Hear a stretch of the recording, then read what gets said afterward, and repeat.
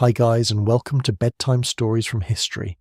Tonight we step into a world where sunset does not bring peace, only a rising hum from reeds, puddles, riverbanks, and every shadowed corner of the yard.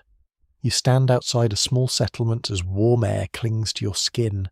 Cooking smoke drifts low, frogs begin their evening chorus. Somewhere behind your ear comes the thin, needling whine of a mosquito searching for supper, and unfortunately, you are on the menu. You probably won't survive this, at least not with your patience, dignity, and ankles intact. So, before you get comfortable, take a moment to like the video and subscribe, but only if you genuinely enjoy what I do here. And as always, tell me where in the world you're listening from and what time it is there. Perhaps you're safely indoors at midnight. Perhaps it is early morning. Perhaps, unlike the people you're about to meet, you have a window screen. Luxury. Now dim the lights and let the evening gather around you. You enter the settlement at the hour when daylight softens but labour does not quite stop. The sun hangs low over a broad floodplain, turning the water copper. Houses sit close together on raised ground with clay walls and thatched roofs. Chickens scratch in the dust while a dog noses hopefully at a cooking pot. All around you, people hurry to finish the jobs that become unpleasant after dark. A woman lifts washing from a line before the damp air settles. A child carries sticks while an older man checks the goats, slapping his neck as he works. Nobody needs to announce that the mosquitoes are coming.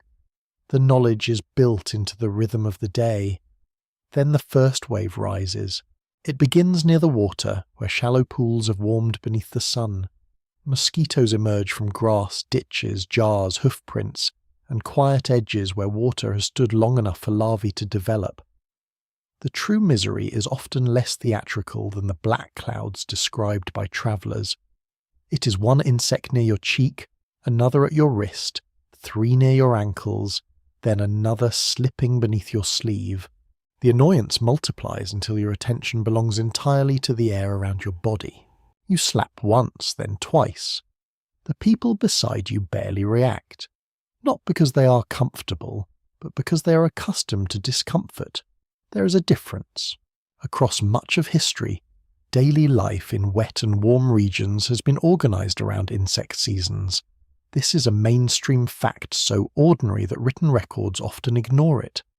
Chroniclers describe kings, wars, and storms, while millions of evening bites vanish from the page.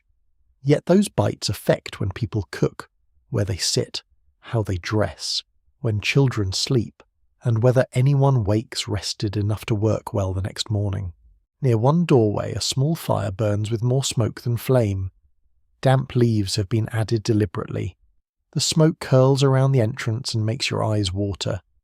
It is not pleasant, but the mosquitoes dislike it, which gives the household a simple choice between stinging eyes and stinging insects.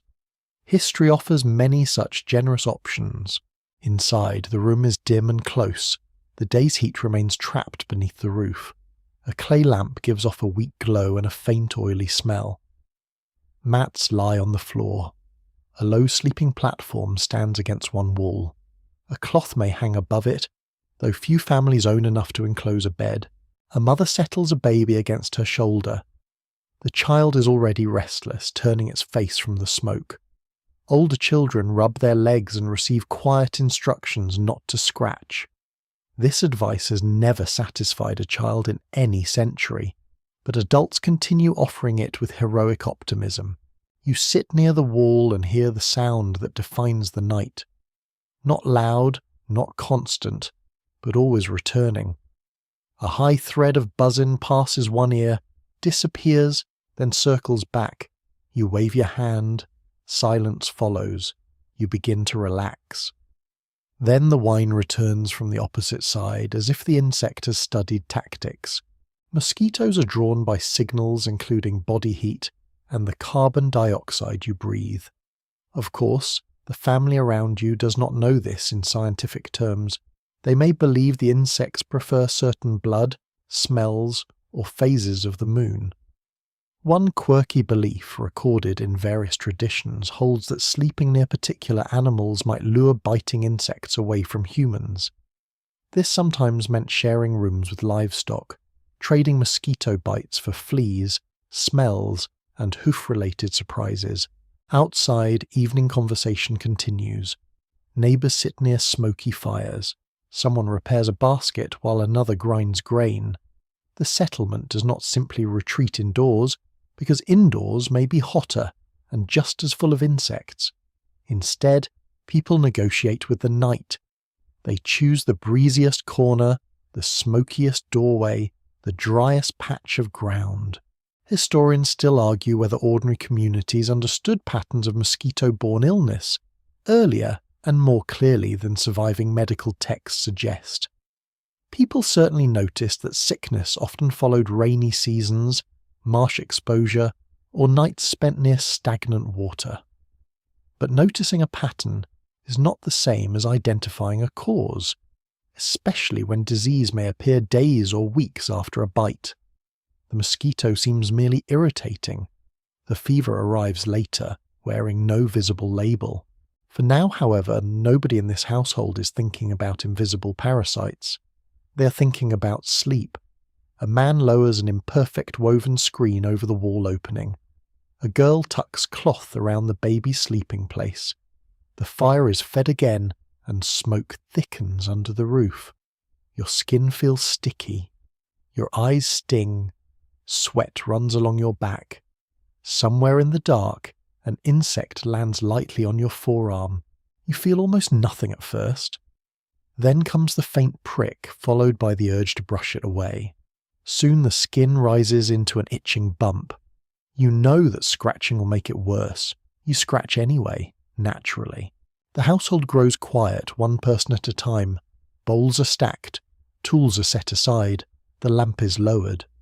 Beyond the walls, frogs call from the wet ground, and insects produce a steady trembling chorus.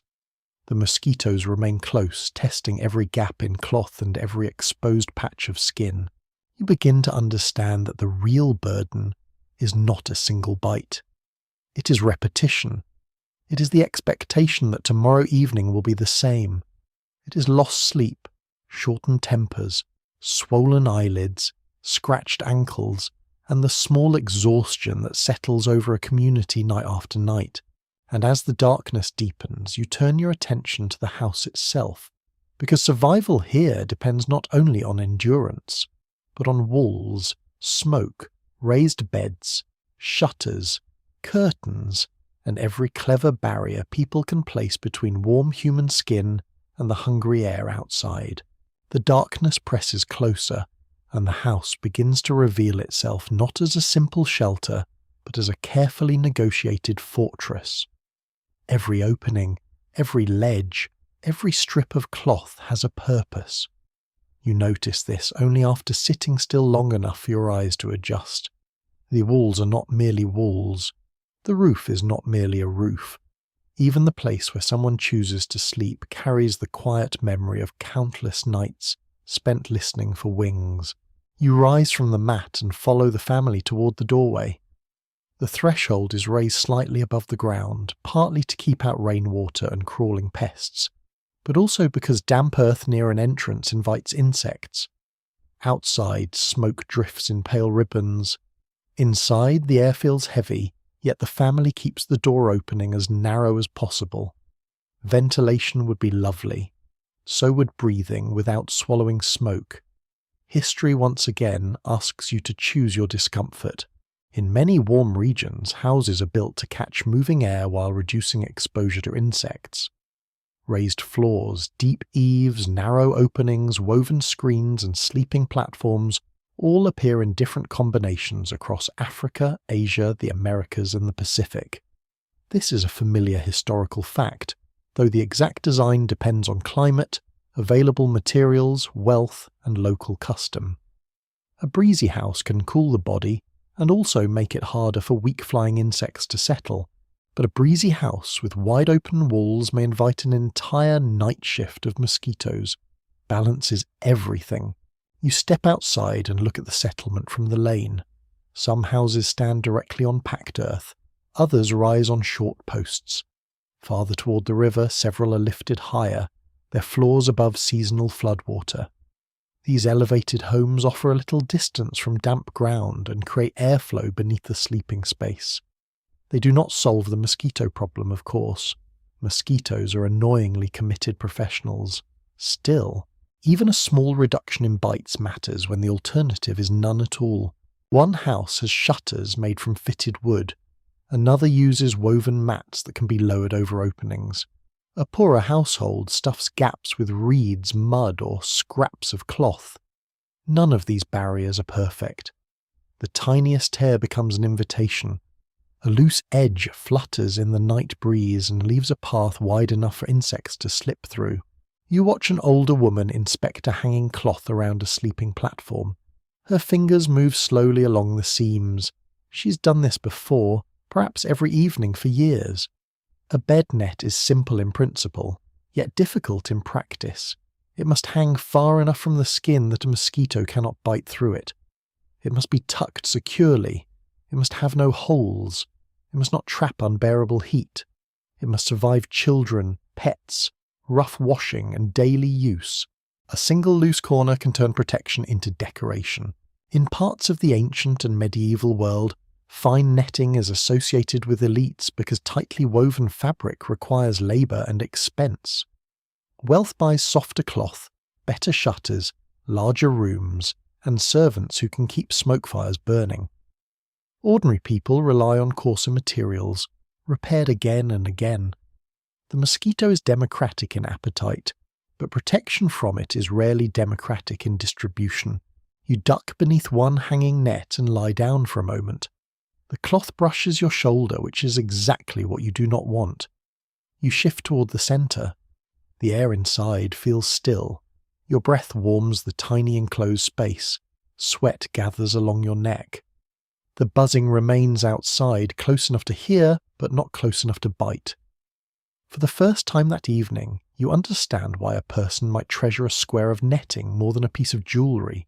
Across the lane, another family uses a different approach. Their sleeping space sits above the main floor on a narrow loft reached by a ladder. Warm air rises, so the loft is hotter, but smoke also gathers there from the hearth below. Mosquitoes may be discouraged by the haze. Your lungs may object, but they are not invited to the household planning meeting.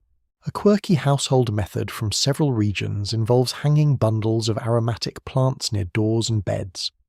Basil, mint, wormwood, neem leaves, and other strong-smelling greenery are burned, crushed, or suspended in the belief that their scent drives insects away. Some plants do contain compounds mosquitoes dislike, though the effect in a smoky open room can be modest. Still, the bundles look reassuring, smell better than dung smoke, and give everyone something to believe in while scratching. Farther along you see a house built near animal pens. The family keeps cattle close at night, partly for protection from theft and predators. The animals produce heat, breath, smell, and movement, all of which may attract some mosquitoes. Whether this draws bites away from humans or merely increases the local insect crowd depends on the mosquito species and the setting. Scholars continue to debate whether certain traditional arrangements with livestock consistently reduced human biting, or sometimes made exposure worse. The answer is rarely tidy, which is unfortunate because tidy answers are much easier to sleep through. You return indoors as the family prepares the final defences. A child carries a clay vessel filled with smouldering material and places it near the entrance. Another checks the wall cracks. The father shakes out blankets. The mother lowers a woven screen. Each action is ordinary, almost automatic. Nobody speaks of strategy, yet strategy is everywhere. The structure of the house shapes the structure of the evening. Cooking occurs early enough to create smoke before the worst biting begins. Children are moved toward protected sleeping places first. Older relatives receive the breeziest corner. Someone must remain awake long enough to tend the fire. Someone must rise if the baby cries, or if a net comes loose. You notice that the house is never fully sealed. It cannot be. People need air. Smoke needs somewhere to escape. Doors must open. Animals wander in and out. Visitors arrive.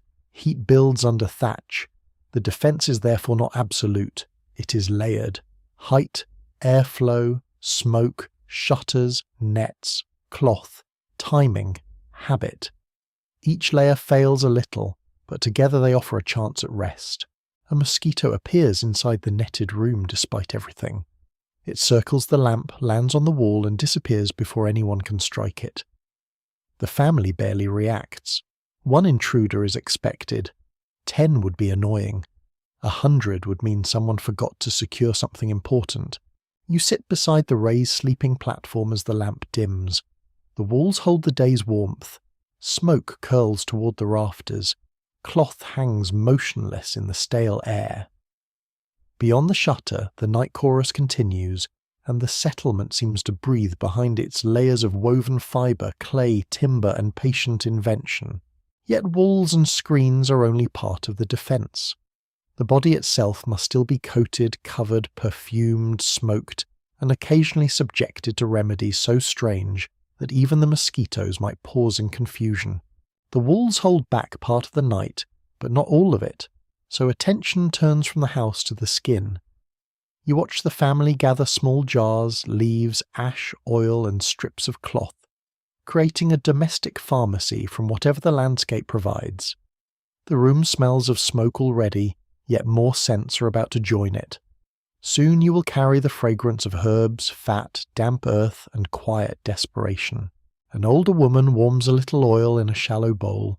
Into it she crushes leaves between her fingers, releasing a sharp green smell. She rubs the mixture along a child's arms and ankles, working carefully around scratches. The child wrinkles a nose but does not resist. This is part of the evening routine, as ordinary as washing a face or tying back hair. Across history, people use plant oils, resins, smoke, and aromatic pastes to discourage biting insects.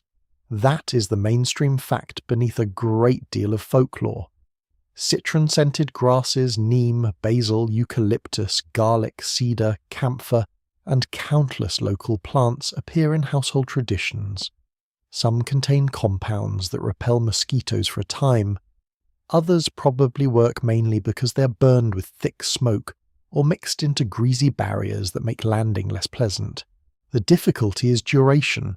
A scent that seems powerful when freshly crushed may fade quickly in heat and sweat. Oil rubs away on clothing and bedding. Smoke drifts wherever the breeze chooses. Protection must be renewed, often at the exact moment when everyone would prefer to be asleep. You're handed a small amount of pungent paste.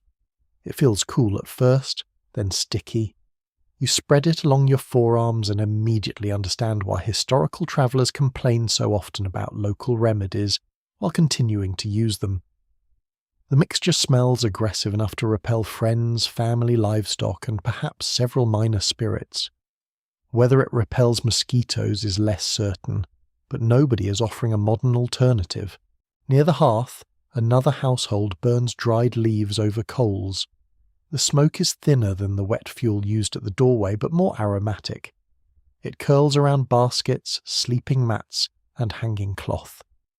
A woman fans it toward the corners where insects rest. The process resembles a gentle ritual of purification, though everyone coughs at least once. Smoke has one simple advantage. It spreads. A paste protects only the skin it covers, while smoke can fill a room or surround a group seated outdoors. It also has one obvious disadvantage. Human lungs are forced to participate. Families who rely on smoky fires night after night trade insect relief for irritated eyes and prolonged exposure to indoor pollution, although they do not describe the bargain in those terms.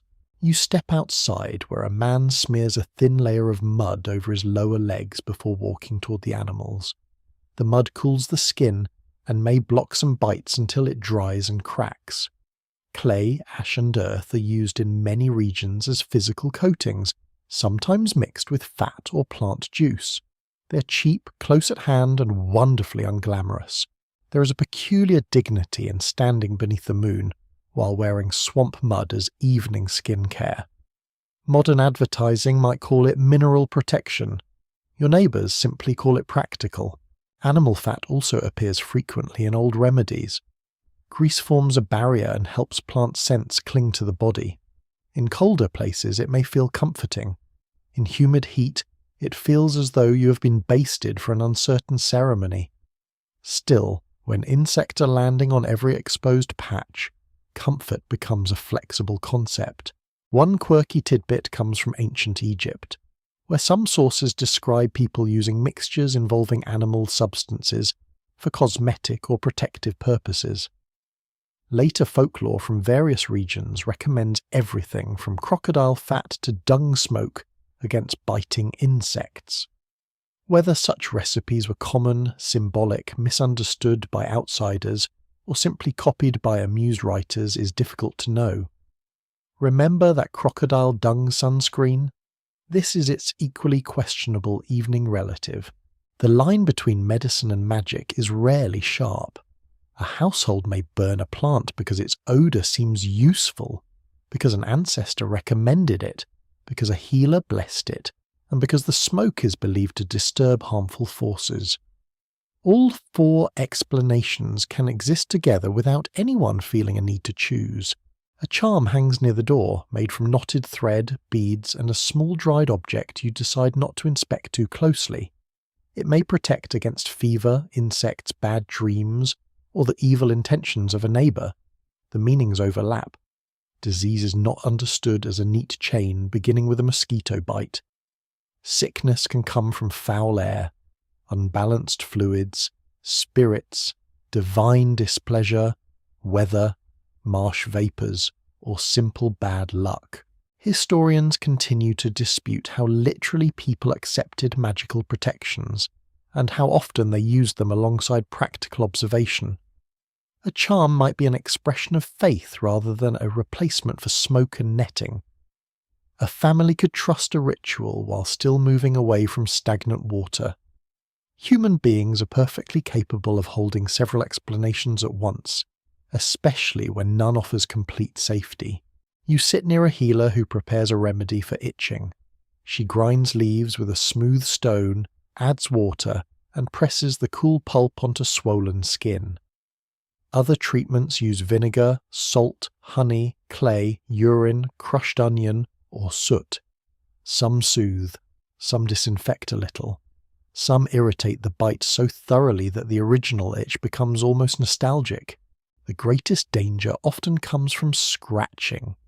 Fingernails break the skin, dirt enters, and small wounds become infected. Yet asking a tired child not to scratch is like asking a river not to flow downhill.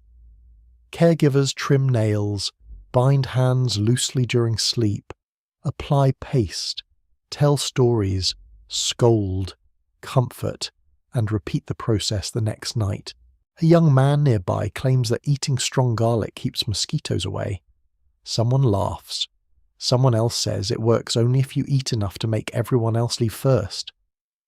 Diet-based beliefs are common because people notice that mosquitoes seem to prefer certain individuals. Modern research confirms that attraction varies, though blood type, body chemistry, heat, movement, clothing, and breath all interact in complicated ways. The unlucky person in the group may indeed receive more bites. Even when everyone uses the same remedy, by now your skin carries oil, plant juice, smoke, and drying mud. You feel less like a protected traveller and more like a badly seasoned cooking pot.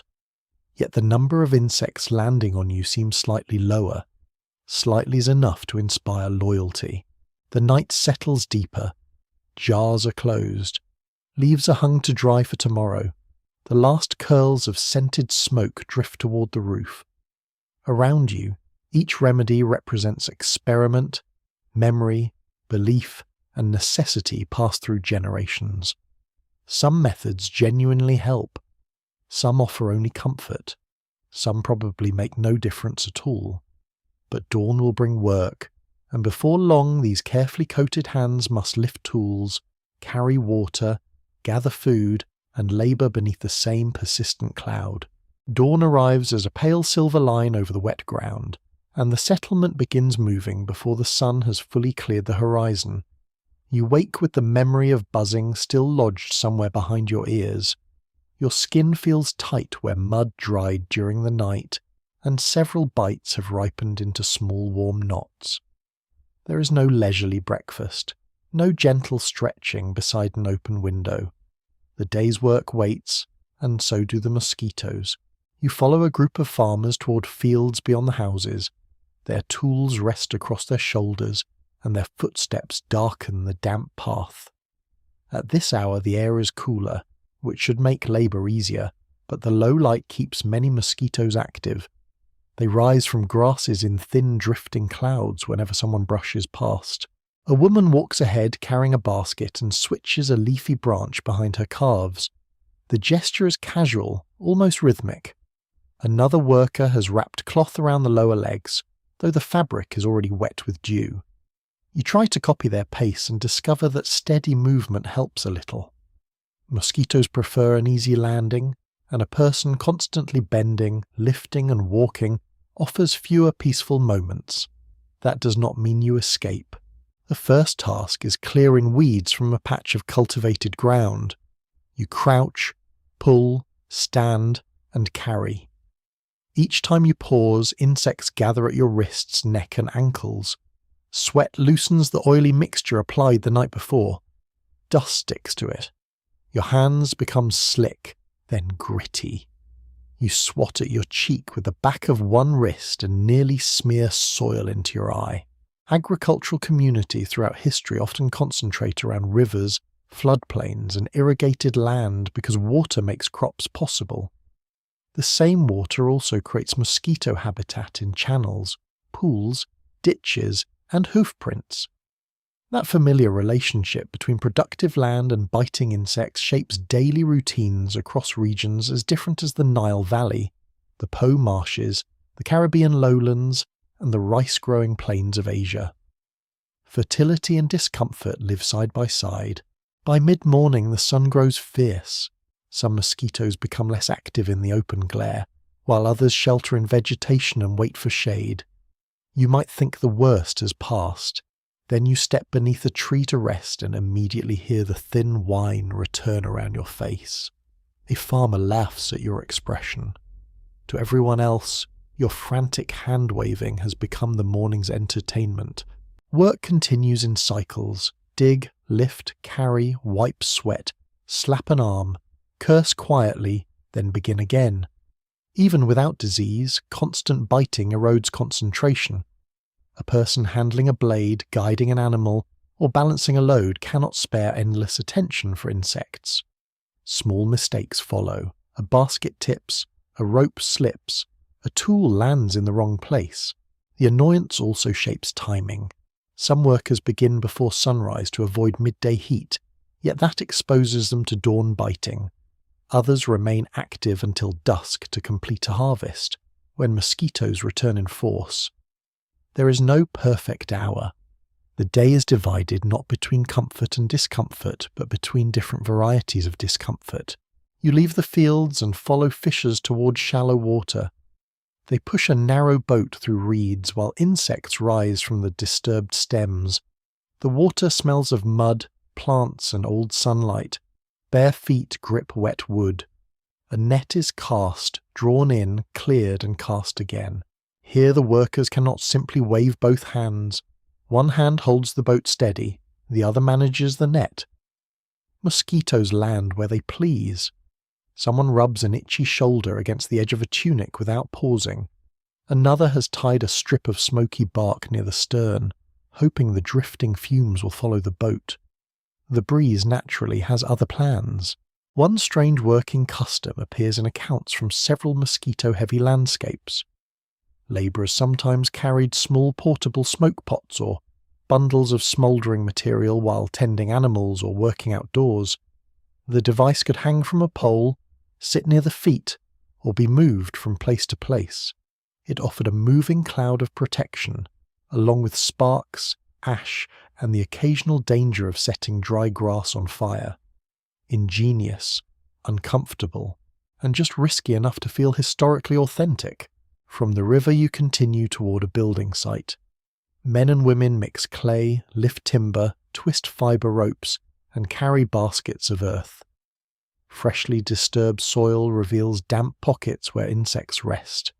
Water stored for mixing clay stands in open jars, creating yet another place for mosquitoes to breed if left too long. The builders cover some vessels with cloth, though not every container receives such care. Water is precious, so is time. A jar used constantly may seem harmless because it is emptied and filled again, yet a neglected pot at the edge of the yard can remain still for days. Nobody sees the eggs laid along the inner wall.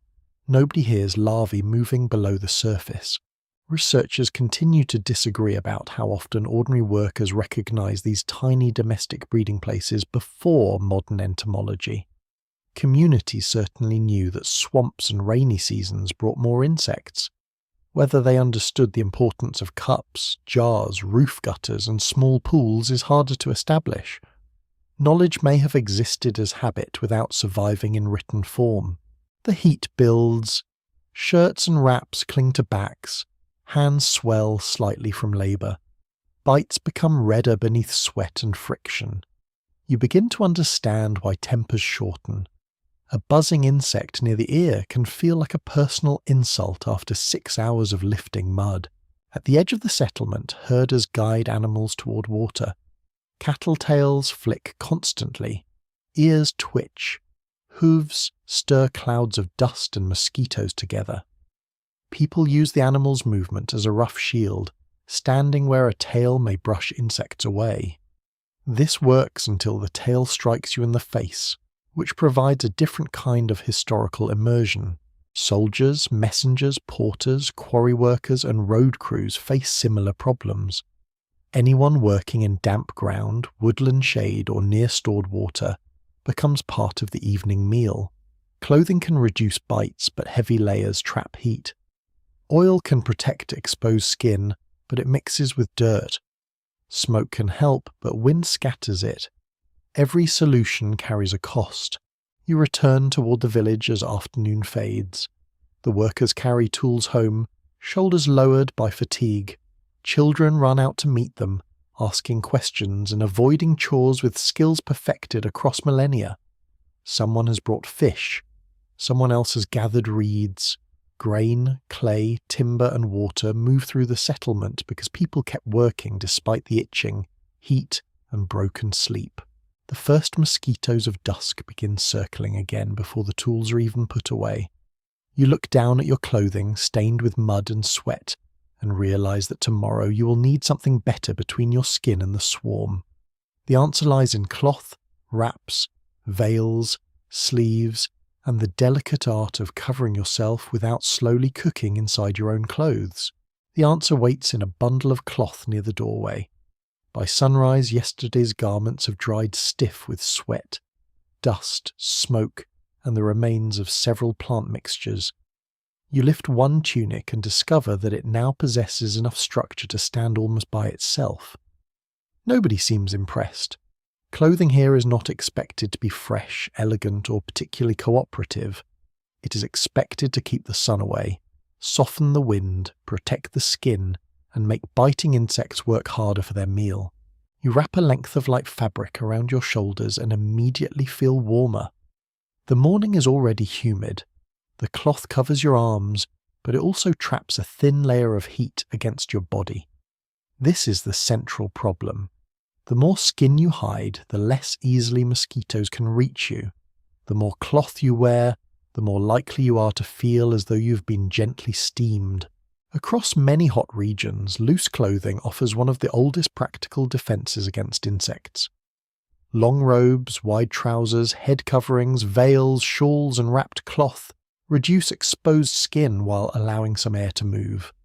This pattern appears in many societies for many reasons, including modesty, sun protection, status, religion, dust, and climate. Mosquitoes are only part of the story, but they are a persistent part. The best garment for this purpose does not cling tightly. A mosquito may bite through thin fabric when it rests directly against the skin.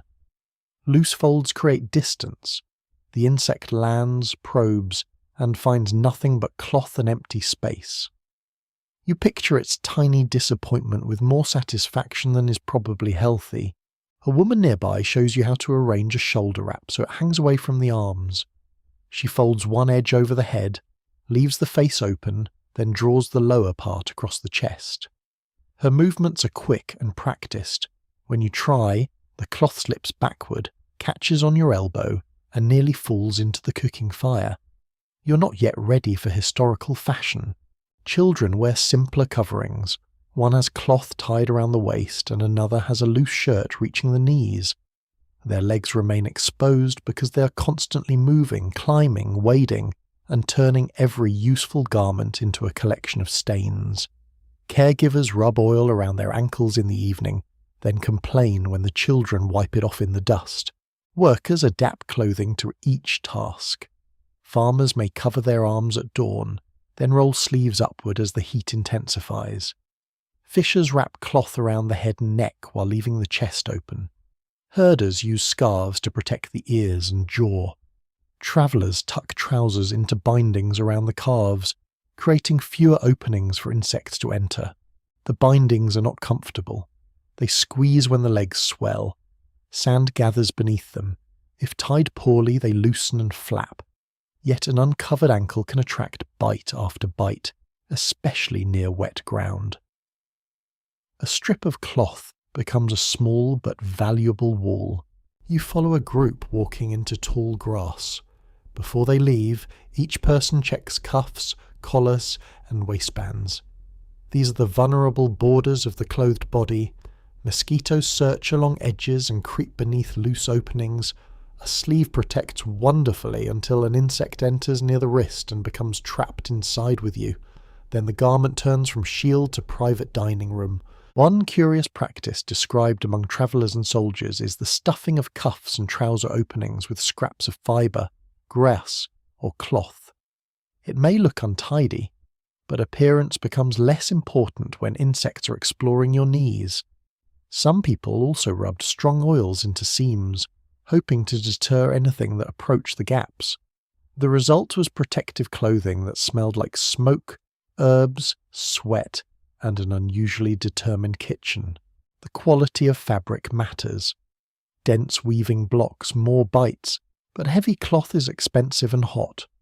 Fine linen or cotton may feel cooler, yet very thin material offers less protection if stretched tightly. Wool is useful in cooler climates and miserable in humid lowlands. Silk, when available, is light and difficult for some insects to penetrate, but few ordinary labourers possess wardrobes of silk for swamp work. Debate continues among historians of dress over how consciously certain garments were designed for insect defence, rather than for heat, custom, labour, or social identity. The same robe can answer several needs at once. A veil may keep dust from the face, signal respectability, reduce sun exposure, and discourage mosquitoes near the neck. Human clothing rarely has only one purpose, despite the tidy labels placed upon it centuries later. Wealth once again changes the experience. A prosperous household owns several garments and can wash, dry, repair, and rotate them. A poorer worker may have one main outfit. Torn fabric leaves openings. Worn knees and frayed cuffs offer easy access. Repeated washing weakens fibres, while sweat and mud make garments stiff and irritating. Repair therefore becomes a form of protection. You sit beside an older man who patches a sleeve with mismatched cloth. His stitches are small and tight. He is not creating beauty, though the result has its own quiet elegance. He closes a gap through which insects would otherwise reach the elbow. A needle, thread, and patient hand become part of the household defence. As the afternoon grows hotter, your layers become oppressive. Sweat pools beneath the wrap. The cloth sticks between your shoulders. You understand why people compromise, exposing hands, faces, and feet while covering the rest. Complete protection is possible only at the cost of movement and comfort. Head coverings create another challenge. Mosquitoes often circle the ears, forehead and neck, drawn close by warmth and breath. A hood or veil helps, but it can reduce vision and trap heat. Fine mesh is ideal when available. Coarse cloth is less pleasant. One traveller describes wrapping the head so thoroughly that only the eyes remain visible, which sounds effective until you try walking through uneven ground at dusk. A broad hat can support a hanging veil. The fabric falls around the face and shoulders, creating a loose barrier. It resembles a portable bed net, though it sways with every step and catches on branches. You test one while carrying water. The veil drifts into your mouth, then into the bucket, then across your eyes. The mosquitoes appear amused. Still, once adjusted, it works. The whining continues near your cheeks, but the insects remain outside the cloth. Their nearness is irritating, yet their failure is deeply soothing. By evening, everyone changes the arrangement again. Sleeves lower, scarves tighten. Children are wrapped more carefully. Damp garments hang near smoke so they will dry and absorb scents that may discourage insects. Clothing becomes part shelter, part tool, part moving screen. You look across the settlement and see not a single solution, but hundreds of small decisions. A cuff closed here, a veil lowered there, a loose robe chosen instead of a tight one. Each fold reflects the same uneasy bargain between heat and bites. Then a baby begins to cry behind the cloth curtain, and all those careful arrangements turn toward the people least able to protect themselves. The crying begins softly, almost as a question, then grows into a tired, urgent rhythm that pulls every adult in the room toward the sleeping corner. The baby twists beneath a light cloth, cheeks damp with heat, fists opening and closing. A mosquito has found the small patch of skin beside one ear. Another circles above the child's forehead, barely visible in the wavering lamplight. The mother lifts the baby and presses a cool hand against the swollen spot. She rocks slowly, murmuring the same few sounds again and again. The words matter less than the rhythm. Around her, the household adjusts without discussion. Someone adds damp leaves to the fire. Someone checks the hanging cloth. An older child waves a fan made from woven reeds, moving air across the baby's face. You sit nearby and realize how much harder the night becomes when the person being bitten cannot explain what hurts. A baby cannot brush an insect away, pull a covering over an exposed foot, or understand why the itching returns. The only response is movement, crying, and wakefulness, which soon becomes everyone's wakefulness. For families living in mosquito-heavy regions, caring for infants has always required extra vigilance. Babies have delicate skin, limited control over their movements, and little ability to protect themselves. Caregivers tuck cloth around sleeping baskets, keep smoke nearby, fan the air, and inspect exposed skin. These practices appear across many cultures, shaped by local materials and beliefs, but united by the same exhausting purpose. The baby quiets for a moment. The mother lowers the child onto a mat beneath a loose canopy. She leaves enough space for air to circulate, yet keeps the edges close to the floor. Then she waits. Everyone waits. The mosquito whine passes outside the cloth. The baby stirs. The mother freezes, listening with the focus of someone who has not enjoyed an uninterrupted night in months. Nothing happens. Only then does she sit back.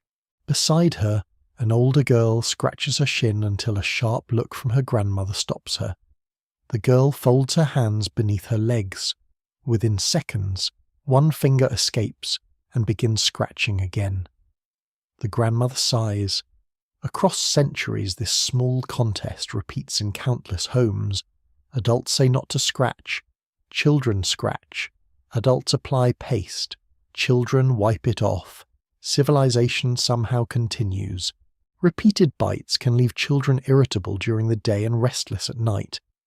The discomfort may seem minor when described one bite at a time, yet the accumulated effect is considerable. Sleep is interrupted, skin becomes inflamed, scratches become sores, clothing rubs against swollen patches.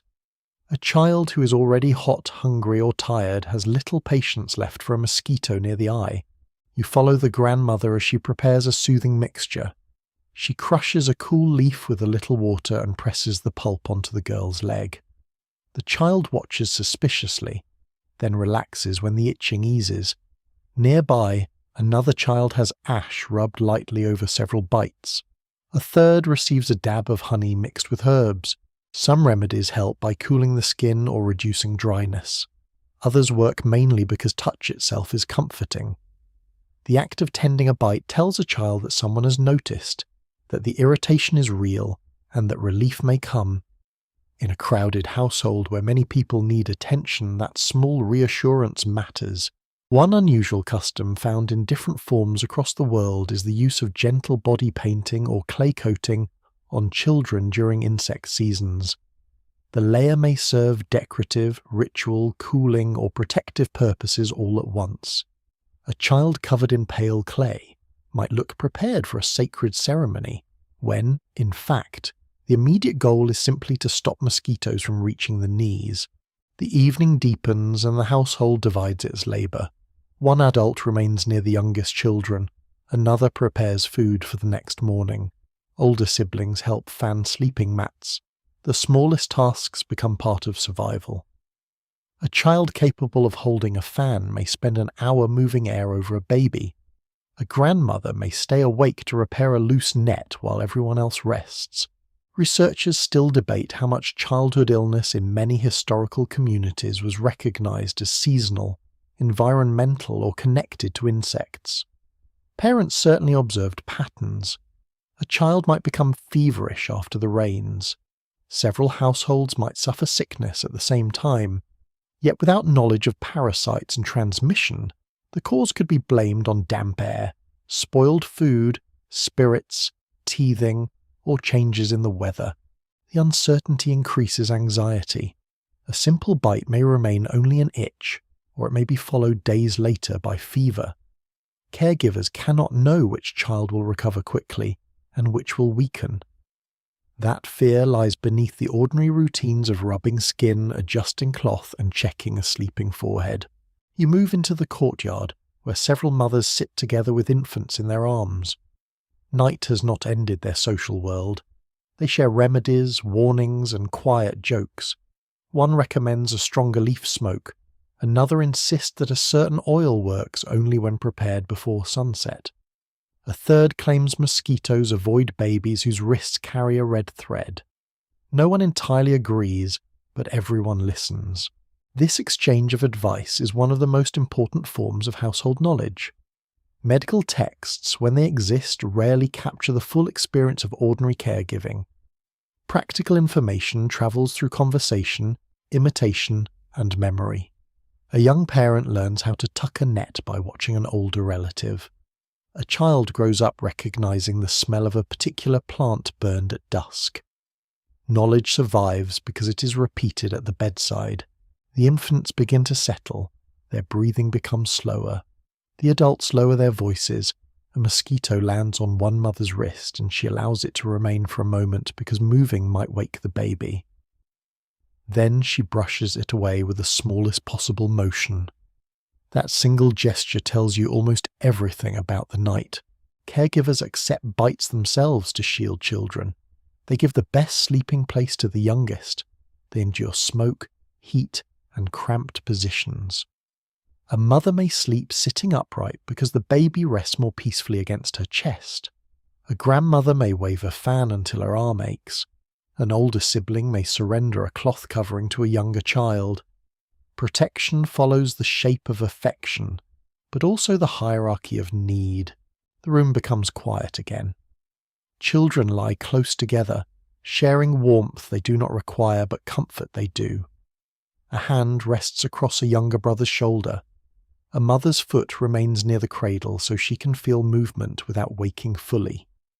The air smells of milk, smoke, herbs, and damp fabric. Outside, adults still talk in the lanes. Food vendors finish their evening business. Cups pass between neighbours. Animals shift beside doorways. The settlement remains awake because darkness does not send everyone immediately to bed. It creates another social world, one filled with conversation, trade, and the constant soft slapping of hands against skin. You leave the sleeping room carefully, stepping over a basket and lifting the curtain without disturbing the child beneath it. Behind you, the baby sighs and settles deeper into sleep. Ahead, the market fires glow through the haze, and the evening streets hum with people who must continue living, talking, buying, drinking and laughing beneath the swarm. The market fires glow ahead of you through a blue veil of smoke, each flame surrounded by its own restless halo of insects. Evening has softened the heat, but it has also drawn people out of their houses and mosquitoes, out of every ditch, jar and patch of wet ground. The lane narrows as you approach the busiest part of the settlement. Voices overlap. Pots clatter. A goat complains from somewhere beneath a table. The smell of grilled fish mingles with spilled beer, damp earth, lamp oil, sweat, and the bitter leaves burning beside several stalls. You move carefully between baskets of grain and heaps of vegetables. Sellers sit on low stools, calling to passers-by while brushing insects from their forearms. Buyers inspect onions, cloth, salt, dried fruit, and pottery in the dim light. Nobody has enough hands. One hand holds a bowl. Another counts coins or measures grain. A shoulder lifts to protect the ear. A foot rubs against the opposite ankle in a quiet attempt to relieve an itch. Public life does not stop simply because mosquitoes become active. Markets often remain busy in the cooler hours, especially where daytime heat makes trade exhausting. Taverns, roadside stalls, courtyards and evening streets become places of exchange after sunset. People come to buy food, hear news, settle debts, find work, flirt, argue, and delay returning to smoky rooms. The insects are treated as part of the price of company. A woman selling cooked beans has placed 2 smoking pots beneath her table. The fumes curl upward around her legs, protecting her better than her customers. This is not an accident. She's arranged the stall so that the smoke passes over the place where she sits. Anyone wishing to bargain must lean into the cloud. Commerce has always rewarded strategic positioning. You stop beside a baker whose flat loaves are stacked beneath cloth. He lifts one corner to show the bread, then drops it quickly before insects settle on the surface. Mosquitoes are not especially interested in bread, but flies are, and the 2 nuisances share the same busy air. The baker waves a fan over his goods with one hand while accepting payment with the other. Nearby, a boy carries cups through a drinking house open to the street. The room is low and crowded. Reed mats cover part of the entrance, though people constantly push them aside. Inside, smoke from lamps and pipes hangs beneath the roof. It discourages some mosquitoes, but it also thickens the air until every breath tastes faintly burnt. The tavern keeper has learned to place the brightest lamp away from the benches. Many insects gather near the light, which creates the illusion of safety elsewhere in the room. The illusion lasts until one mosquito lands on your cheek while you drink. Alcohol does little to improve your awareness. It may make people less bothered by bites for a while, though the insects remain entirely sober and focused. Patrons slap the table, laugh loudly, and tell stories over the buzzing. One man claims that mosquitoes never bite him because his blood is too bitter. The red bumps across his forehead suggest that the mosquitoes have not received this information. Drinking houses and evening markets are important centres of news. Travellers describe road conditions. Boatmen report changes in the river. Workers discuss wages. Families hear of births, deaths, marriages, illnesses and disputes.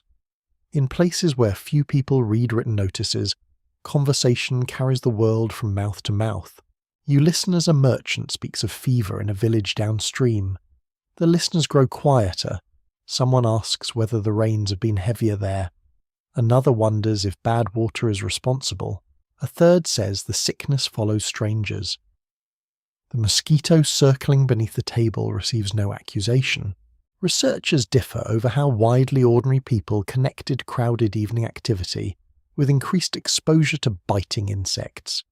The timing was obvious, but the danger was not. People knew they were bitten in markets and taverns. They did not necessarily imagine that one insect might carry an infection from a sick stranger to a healthy neighbour. Without that invisible connection, the gathering itself seemed social, noisy, perhaps sinful to some authorities, but not biologically dangerous. Outside again, you pass stalls selling aromatic bundles specifically for evening use. Dried leaves are tied with fibre and offered beside lamp oil and candles. A seller demonstrates one by placing it on a coal. Thick scented smoke rises immediately. Customers cough, nod thoughtfully and ask the price. One curious market item mentioned in scattered travel accounts is the perfumed fan. Wealthier buyers sometimes carried fans scented with oils or stored near aromatic wood. The moving air cooled the face and may have discouraged insects for brief moments. It also allowed the owner to gesture elegantly while everyone else flailed at mosquitoes with bare hands. Protection and social performance can share the same handle. Street clothing reveals differences in status. Labourers wear patched wraps and rolled sleeves.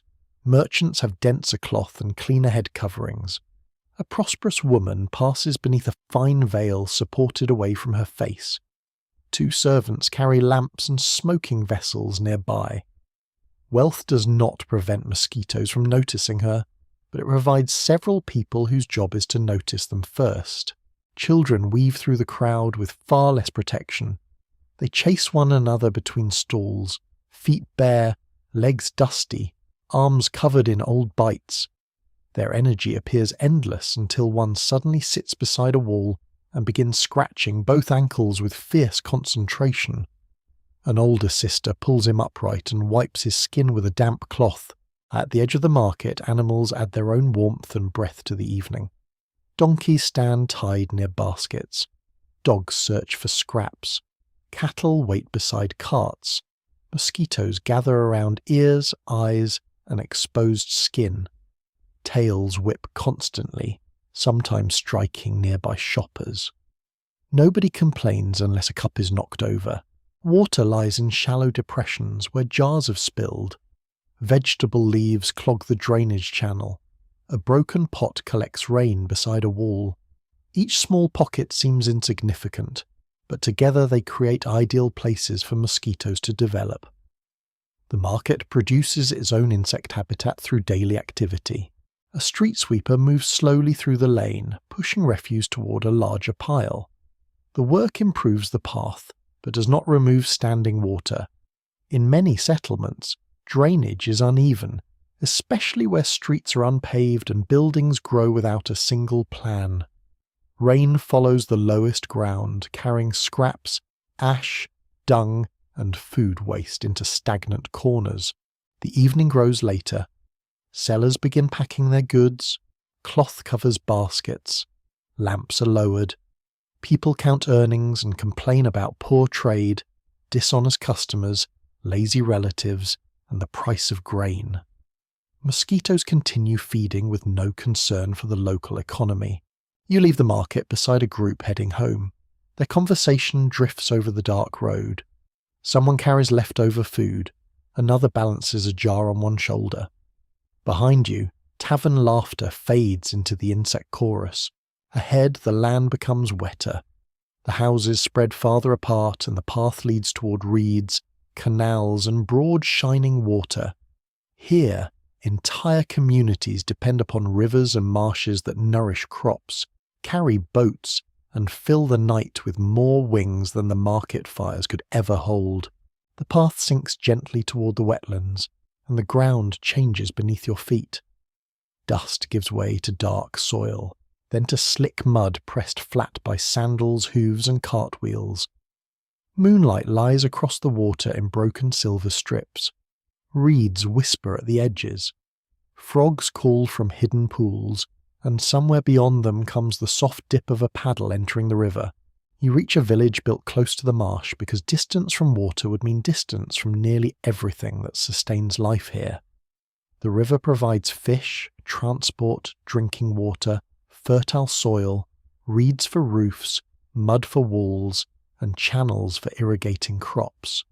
It also produces mosquitoes in quantities that make the evening market seem almost peaceful.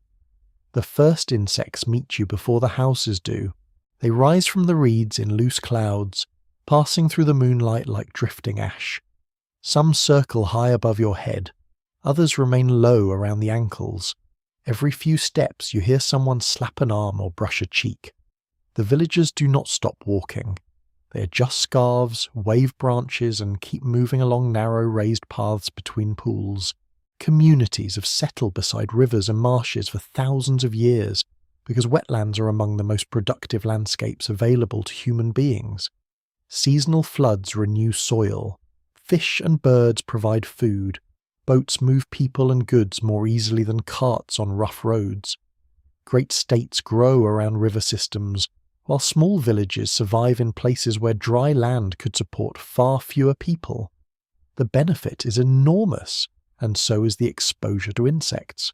You follow a family toward a house standing on wooden posts. The floor rises above the wet ground, and a ladder leads to the entrance. Beneath the house, chickens roost on a rough beam, while a pig shifts in the mud. The elevation keeps floodwater out during ordinary seasons and allows air to pass below the floor. Inside, the boards feel cooler than packed earth.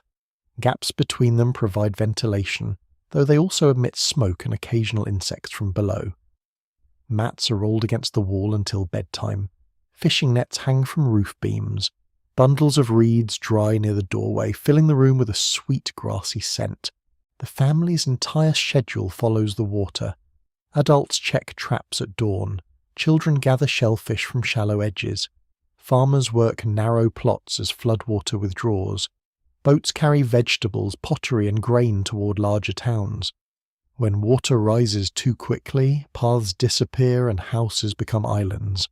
When it falls too far, wells shrink and channels become stagnant.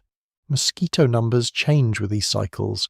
Heavy rain may create countless fresh pools. A flood can wash away some breeding places, only for new ones to appear as the water retreats. Warm, shallow edges become nurseries.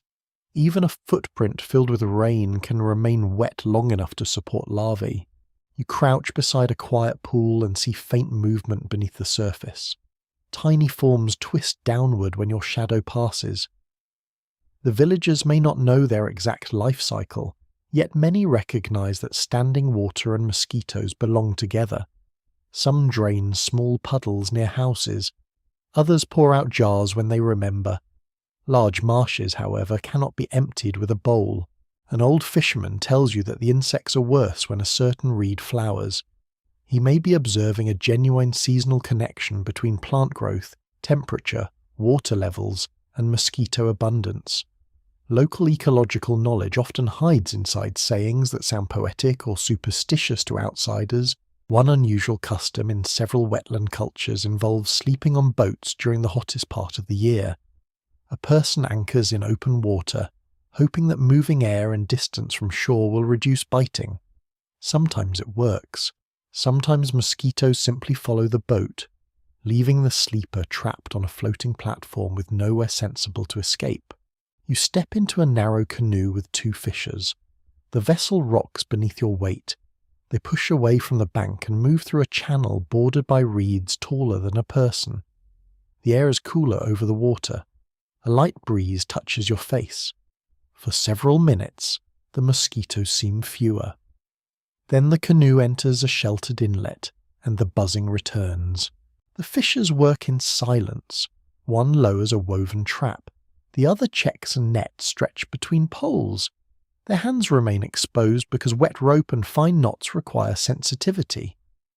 Bites collect across their wrists, but they do not release the line to swat them away. A lost net costs more than an evening of itching. The wetlands support remarkable abundance, yet that abundance demands constant labour. Reeds must be cut and bundled. Channels must be cleared. Boats require repair. Fish must be cleaned, smoked or salted quickly. Flood banks need strengthening. Water plants invade cultivated areas. Mud walls crack after drying and soften after rain.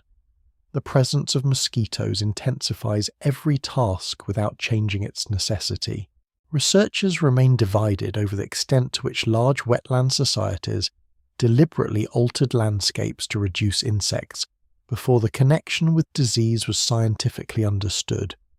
Drainage channels and cleared vegetation may have improved health indirectly, but they were usually built for farming, transport, flood control, or access. A cleaner canal might reduce stagnant pools in one place, while creating new slow water elsewhere.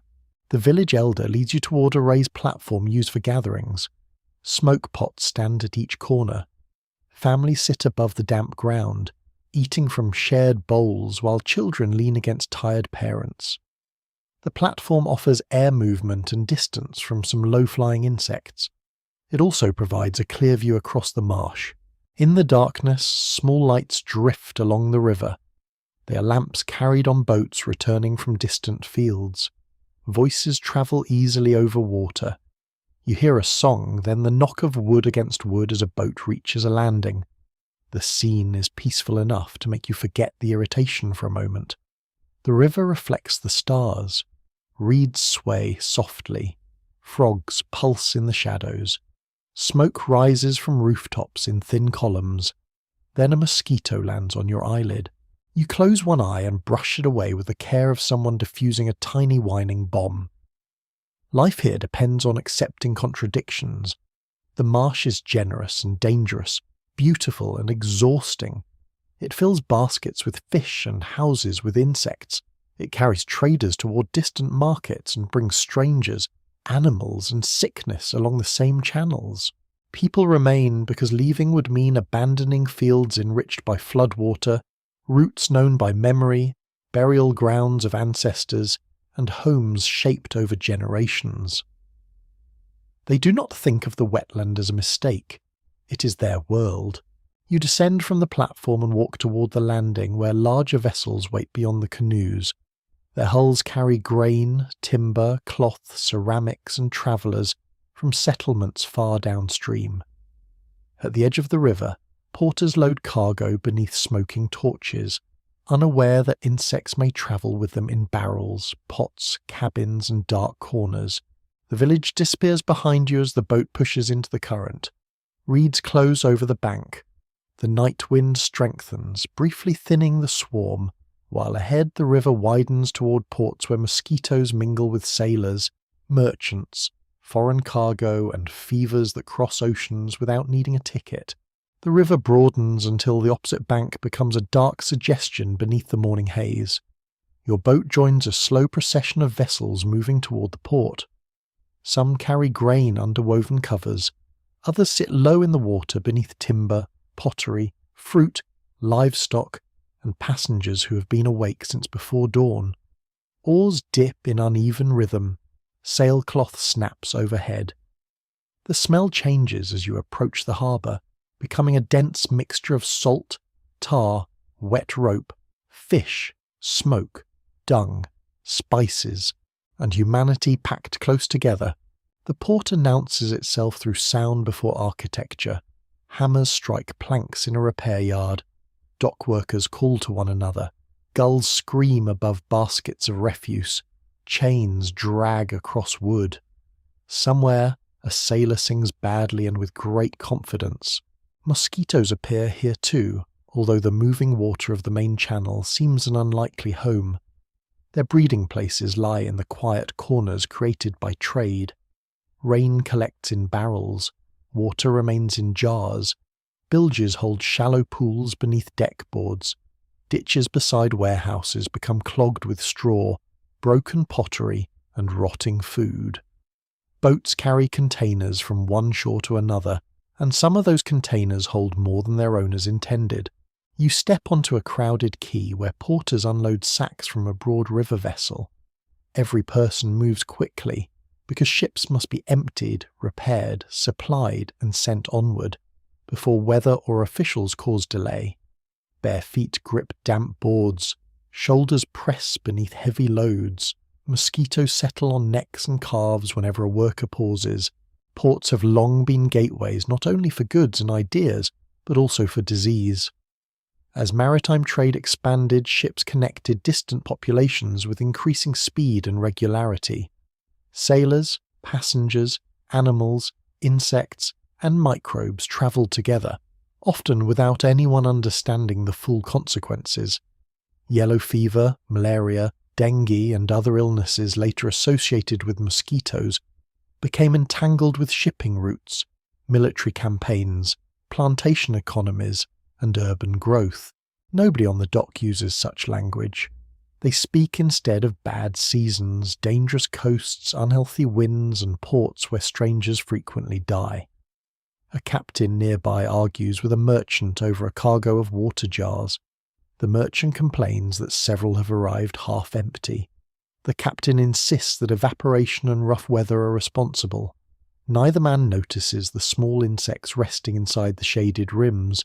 Fresh water is essential on long voyages.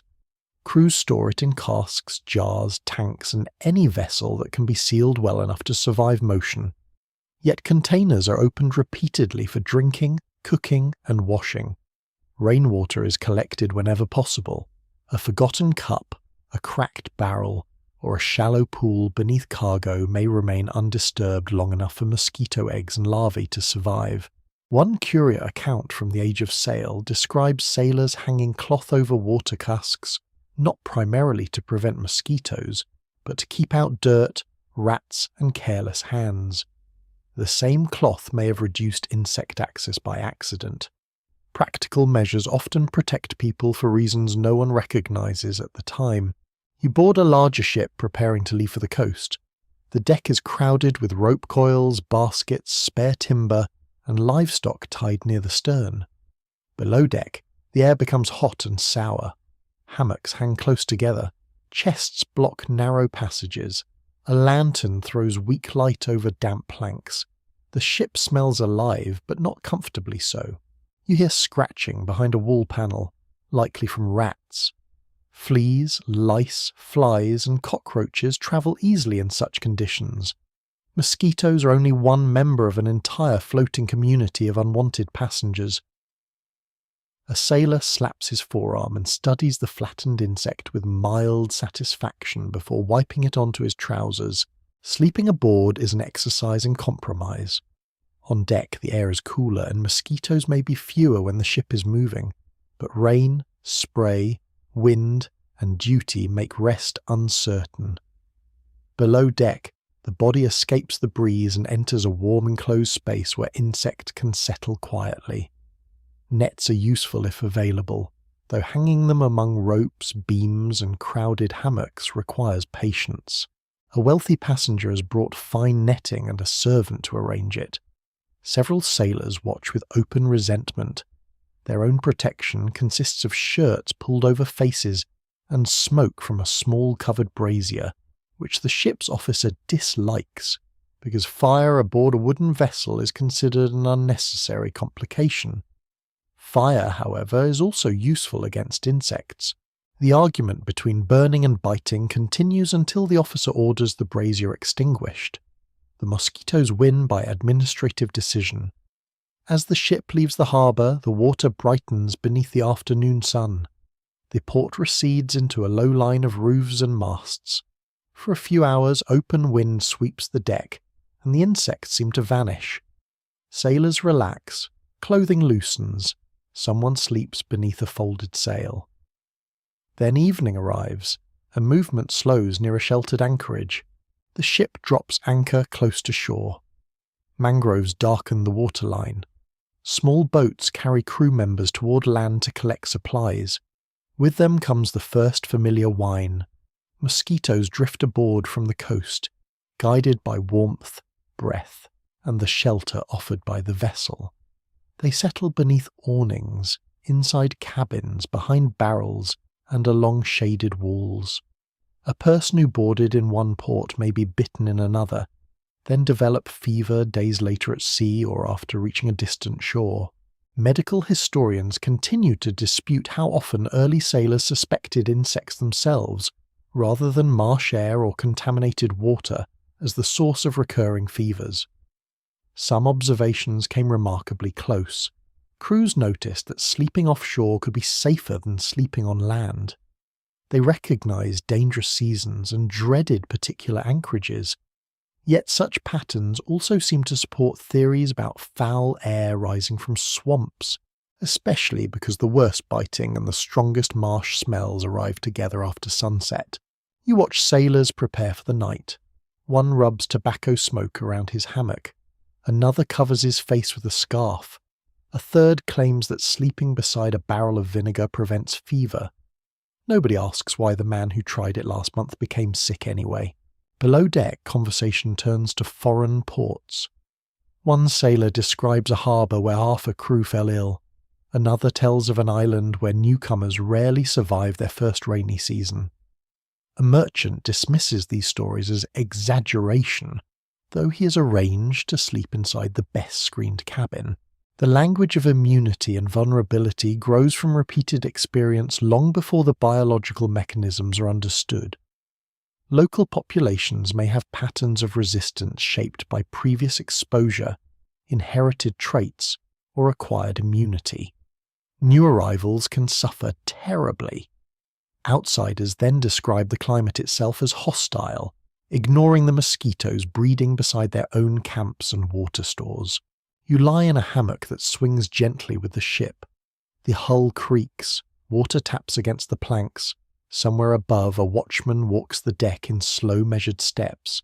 A mosquito circles your ear. You pull the cloth closer. The vessel carries cargo, letters, rumours, and human hopes toward another shore. It also carries quiet connections between distant landscapes. A jar filled beside one river may be opened beside another. An infected traveller may arrive before symptoms begin. A mosquito may breed within the shelter of a ship and emerge where its species was previously unknown. Trade makes the world feel larger through possibility and smaller through contact. As the harbour lights fade behind you, the ship turns toward open water. Yet ahead lie forts, camps, and coastal settlements, where soldiers sleep in damp uniforms, stand watch beside marshes, and discover that an enemy weighing almost nothing can damage an army without ever appearing on a battlefield. The ship reaches the coast before sunrise, and the soldiers begin unloading while mist still clings to the water. Boots strike the wet landing. Crates pass from hand to hand. Muskets, cooking pots, canvas, powder, tools, and sacks of grain are carried toward a camp, already spreading across low ground beyond the beach. At first glance, the position seems sensible. Fresh water lies nearby. Boats can reach the shore easily. Trees offer timber and shade. A road leads inland. Only the marsh beside the camp appears troublesome, and even that looks peaceful in the pale morning light. By evening it will feel less peaceful. You follow a column along a muddy track. The soldiers wear heavy clothing designed for discipline, protection, and impressive appearance rather than tropical comfort.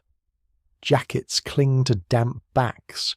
Collars rub against swollen bites. Belts trap heat at the waist. Packs pull fabric tight across shoulders, creating places where mosquitoes can bite through cloth. An officer rides ahead beneath a broad hat. His horse flicks its tail constantly. The men behind him use their hands when regulations and equipment allow. A soldier carrying a musket cannot easily slap his neck. Another balancing a crate must endure insects landing across both arms until the load reaches the ground. Military camps throughout history have suffered severely from mosquito-borne diseases. Armies stationed near wetlands, rivers, and warm coastal regions often lose more people to illness than to direct combat. Malaria and yellow fever influence campaigns, delay sieges, weaken garrisons, and alter imperial ambitions. Commanders may understand that a location is unhealthy without knowing precisely why. The camp itself creates new breeding places almost immediately. Wagon wheels press deep ruts into soft ground. Rain fills them. Trenches drain one area but leave shallow pools in another. Water barrels stand beside kitchens. Torn canvas collects moisture. Hoof prints remain full after passing showers. Soldiers pitch tents in lines according to order and rank.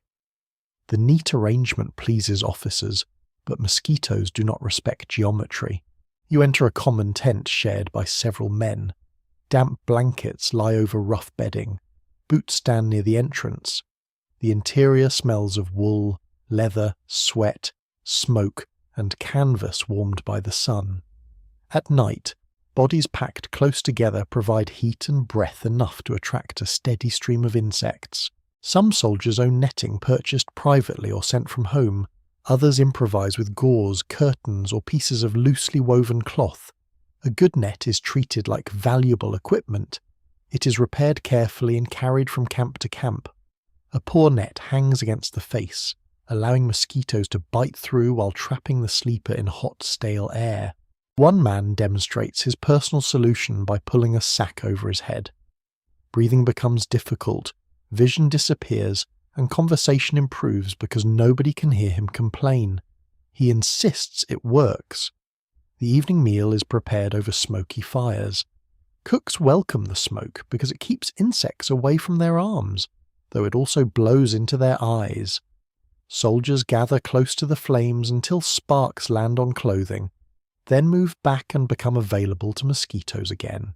Rations are plain. Grain, hard bread, salted meat, beans, and whatever can be purchased locally fill dented bowls. Eating requires both hands, which gives insects a perfect opportunity. A soldier raises a spoon, pauses to slap his cheek, spills half the contents, and receives no sympathy. Night watch begins as darkness settles over the marsh. You take a position near the edge of camp where the ground smells of wet grass and standing water. Your task is to remain still, listen for movement, and watch the road. Remaining still is exactly what the mosquitoes would prefer. The first lands on the back of your hand, another circles your ear, a third finds the narrow gap between collar and neck.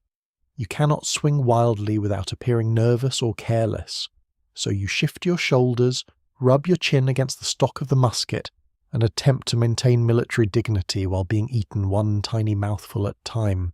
A peculiar habit recorded among some troops involved placing smouldering material inside pierced metal containers carried near sentry posts.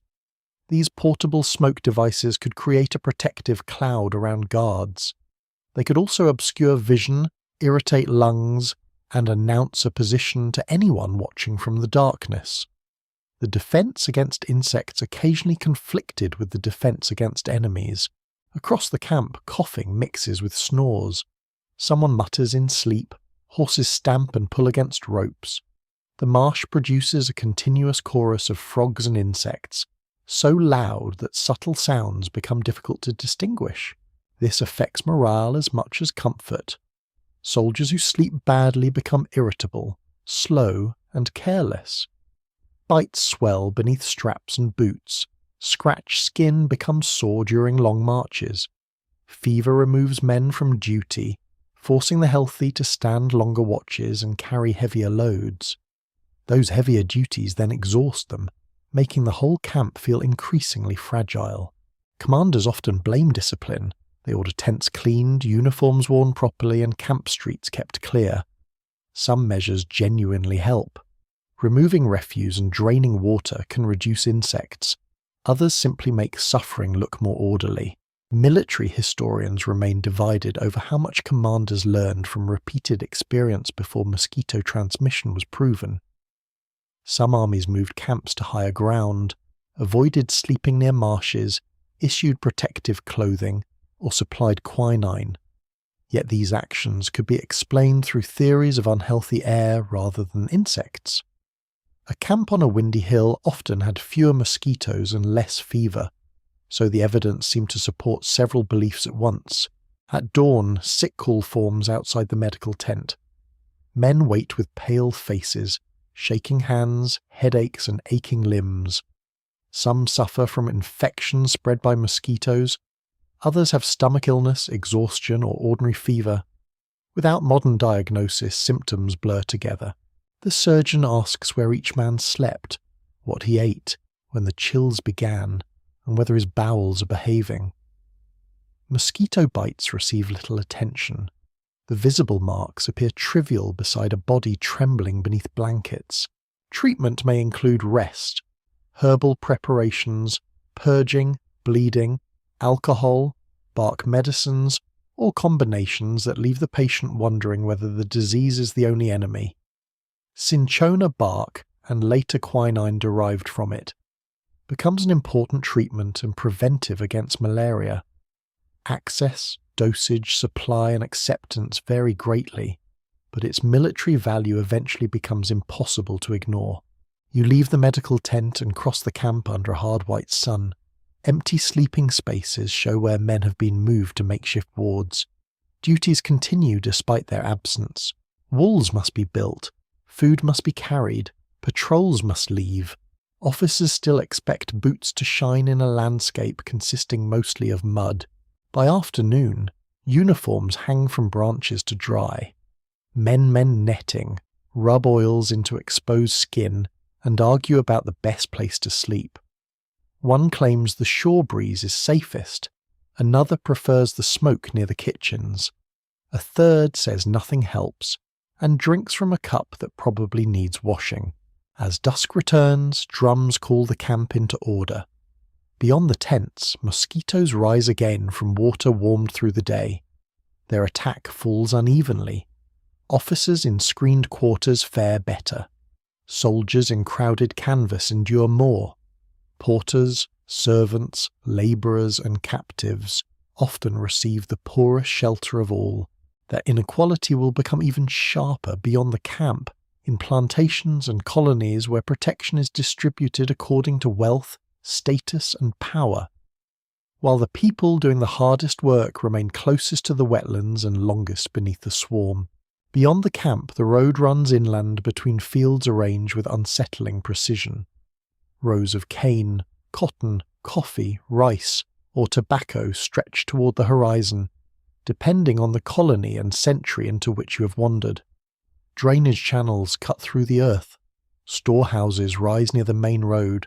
At the centre stands a large residence with broad windows, shaded galleries, and rooms positioned to catch whatever breeze the landscape is willing to provide. Farther away, closer to the fields and wetter ground, stand smaller dwellings built with fewer materials and less concern for comfort. The mosquitoes move freely between them. You walk first toward the main house. Screens cover some windows. Curtains hang around beds. Servants carry smoking vessels through the rooms at dusk. Water is stored in covered containers, at least in the spaces used by the owners. Bedrooms sit above ground level, where air moves more easily. A veranda allows the household to enjoy the evening without standing directly among the reeds. None of this creates perfect safety. A mosquito can enter when a door opens or hide beneath furniture. Yet layers of protection reduce the number of bites, and small reductions matter greatly when repeated every night. The contrast becomes clear when you cross toward the labourers' quarters. Here, many people sleep close together. Roofs may leak. Walls have gaps. Windows lack screens. Floors remain near damp earth.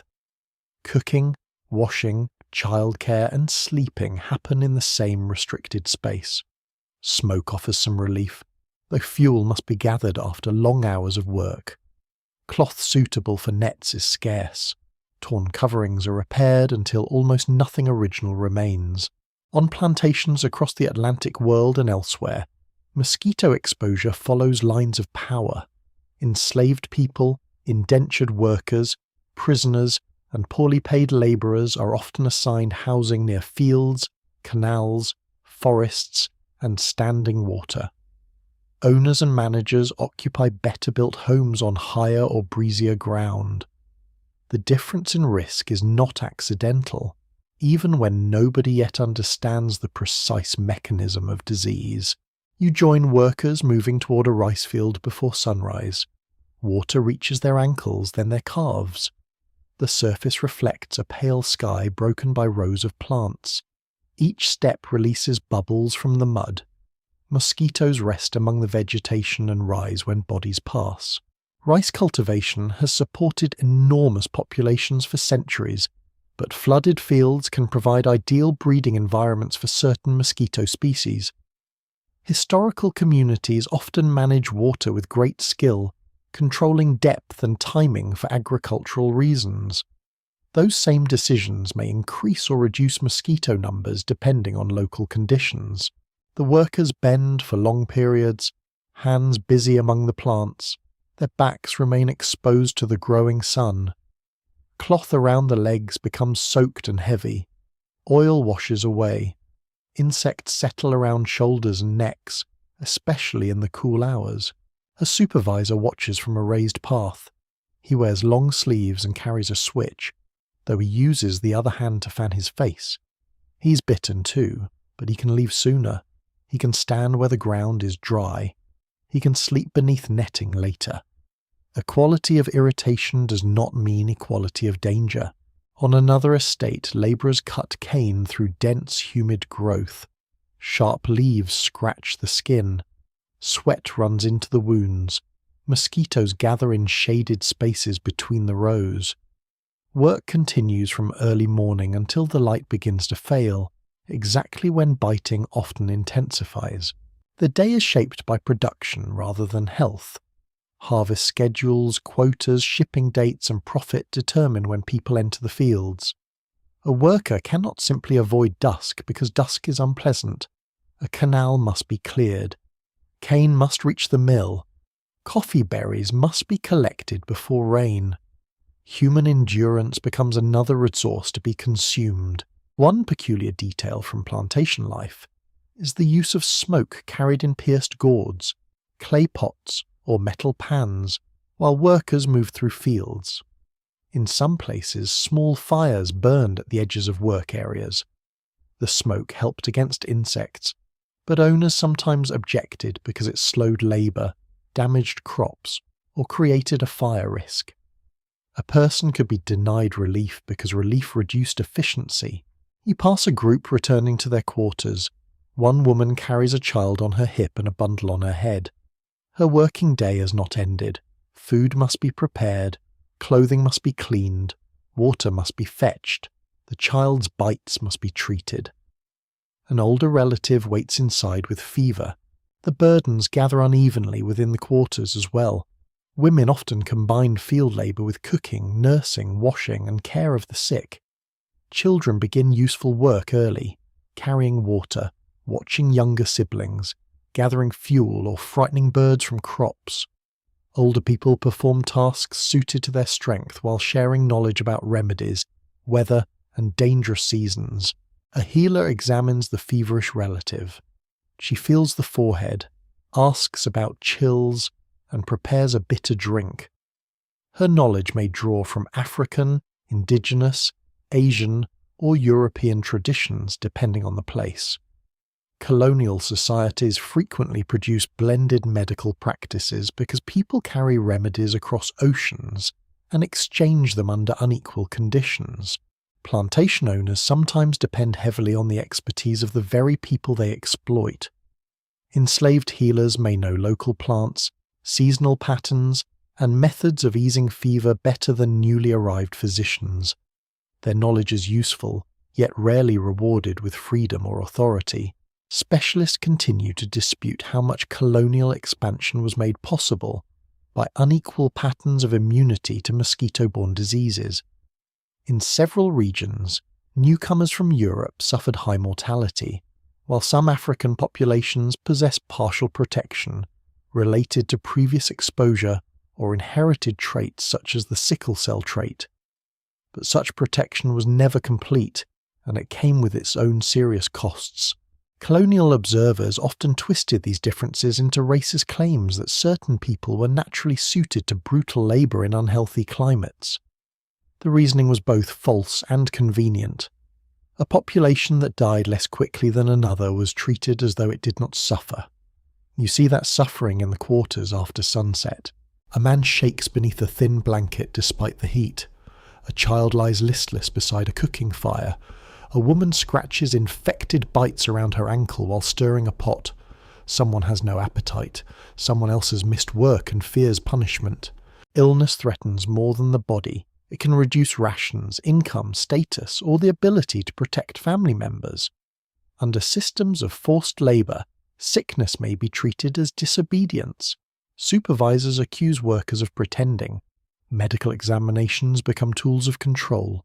Rest is granted according to usefulness, not compassion. Meanwhile, the main house prepares for dinner. Lamps are lit behind screened windows. Smoke drifts across the veranda.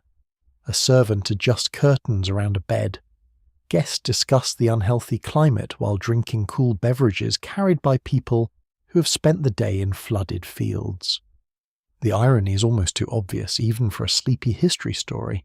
Mosquitoes do not recognize legal categories, but human arrangements determine whose skin is exposed, whose room is screened, whose illness is treated, and whose death is recorded only as a loss of labour. You leave the estate as darkness settles over the canals. The fields become black mirrors beneath the stars. From the quarters comes quiet conversation, a child's cough, and the repeated creak of a fan moving above a sleeping mat. Across the road, the main residence glows softly behind curtains. In both places, people fear fever, yet they understand it through inherited theories of air, water, climate, fate, and bodily balance. The insect remains everywhere and almost nowhere in their explanations, biting openly while the true nature of its role stays hidden. The fever enters the household quietly. At first, the man beside the fire complains only of weariness. He has worked through heat before, slept badly before, and endured more bites than he could count. Nobody's alarmed when he sets down his bowl and says the food tastes strange. Perhaps the day was too long. Perhaps the water was poor. Perhaps his body simply needs rest. Then the chills begin. He draws a blanket around his shoulders even though the room is warm. His hands tremble, his teeth tap together. Sweat still shines on his forehead, creating the unsettling sight of a person who seems frozen and overheated at the same time. The family moves closer. Someone adds fuel to the fire, someone warms water. Someone asks what he ate, where he worked, and whether he crossed the marsh after sunset. The questions come quickly because every household carries its own map of possible causes. Bad food, foul water, night air, anger, exhaustion, divine displeasure, damp clothing, and sudden changes in weather all receive consideration. The mosquito bites on his arms look too ordinary to explain anything serious. For much of history, people understand fever as a symptom rather than a single disease. Malaria itself takes many forms, and its symptoms may include recurring chills, high temperature, sweating, weakness, headaches, and aching limbs. Without microscopes or laboratory tests, physicians group illnesses by visible patterns. A fever that returns at regular intervals may receive one name, while a continuous fever receives another.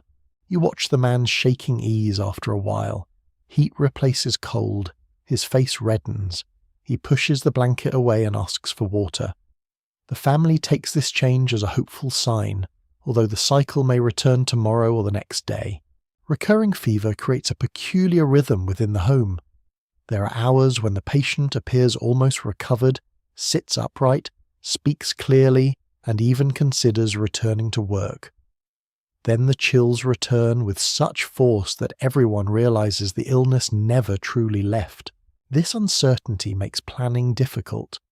A farmer may feel strong enough to enter the fields in the morning and collapse by afternoon. A sailor may board a vessel during a calm interval and become desperately ill at sea. A mother may prepare food, wash clothing, and care for children while sensing the familiar ache that announces another attack. The household adapts around the sick person. Sleeping places are rearranged, work is redistributed. Older children carry water, neighbours bring broth or herbs. Someone remains awake to watch the patient breathe. Rest, however, is not always available. In communities dependent on daily labour, illness immediately threatens food and income. A person who does not work may not eat as well. Crops cannot wait for recovery. Animals still need water. Nets must still be checked. Firewood does not gather itself, despite centuries of people hoping it might. You follow a woman into the yard as she prepares a drink from bitter bark and leaves. She crushes the ingredients in a clay bowl, adds hot water, and strains the liquid through cloth. The smell is sharp enough to make your mouth tighten before you taste it. Bitter remedies appear in many medical traditions because certain plants genuinely affect fever or pain. Cinchona bark, used in the Andes and later spread through European medicine, contains quinine compounds, effective against malaria parasites. Long before the chemistry is understood, patients and healers recognize that particular barks can reduce certain recurring fevers. Access remains uneven. Imported bark may be expensive. Supplies may be adulterated, stale, or unavailable. Dosage depends on experience. Too little may fail. Too much can cause ringing in the ears, nausea, dizziness, and other unpleasant effects. The patient drinks anyway. A curious fever treatment found in old medical collections recommends placing unusual objects beneath the bed, tying written words to the body, or swallowing substances chosen for symbolic reasons rather than taste.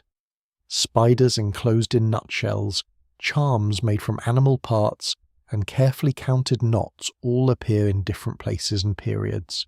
Such remedies may sound absurd from a modern bedroom, especially one equipped with clean water and a pharmacy nearby.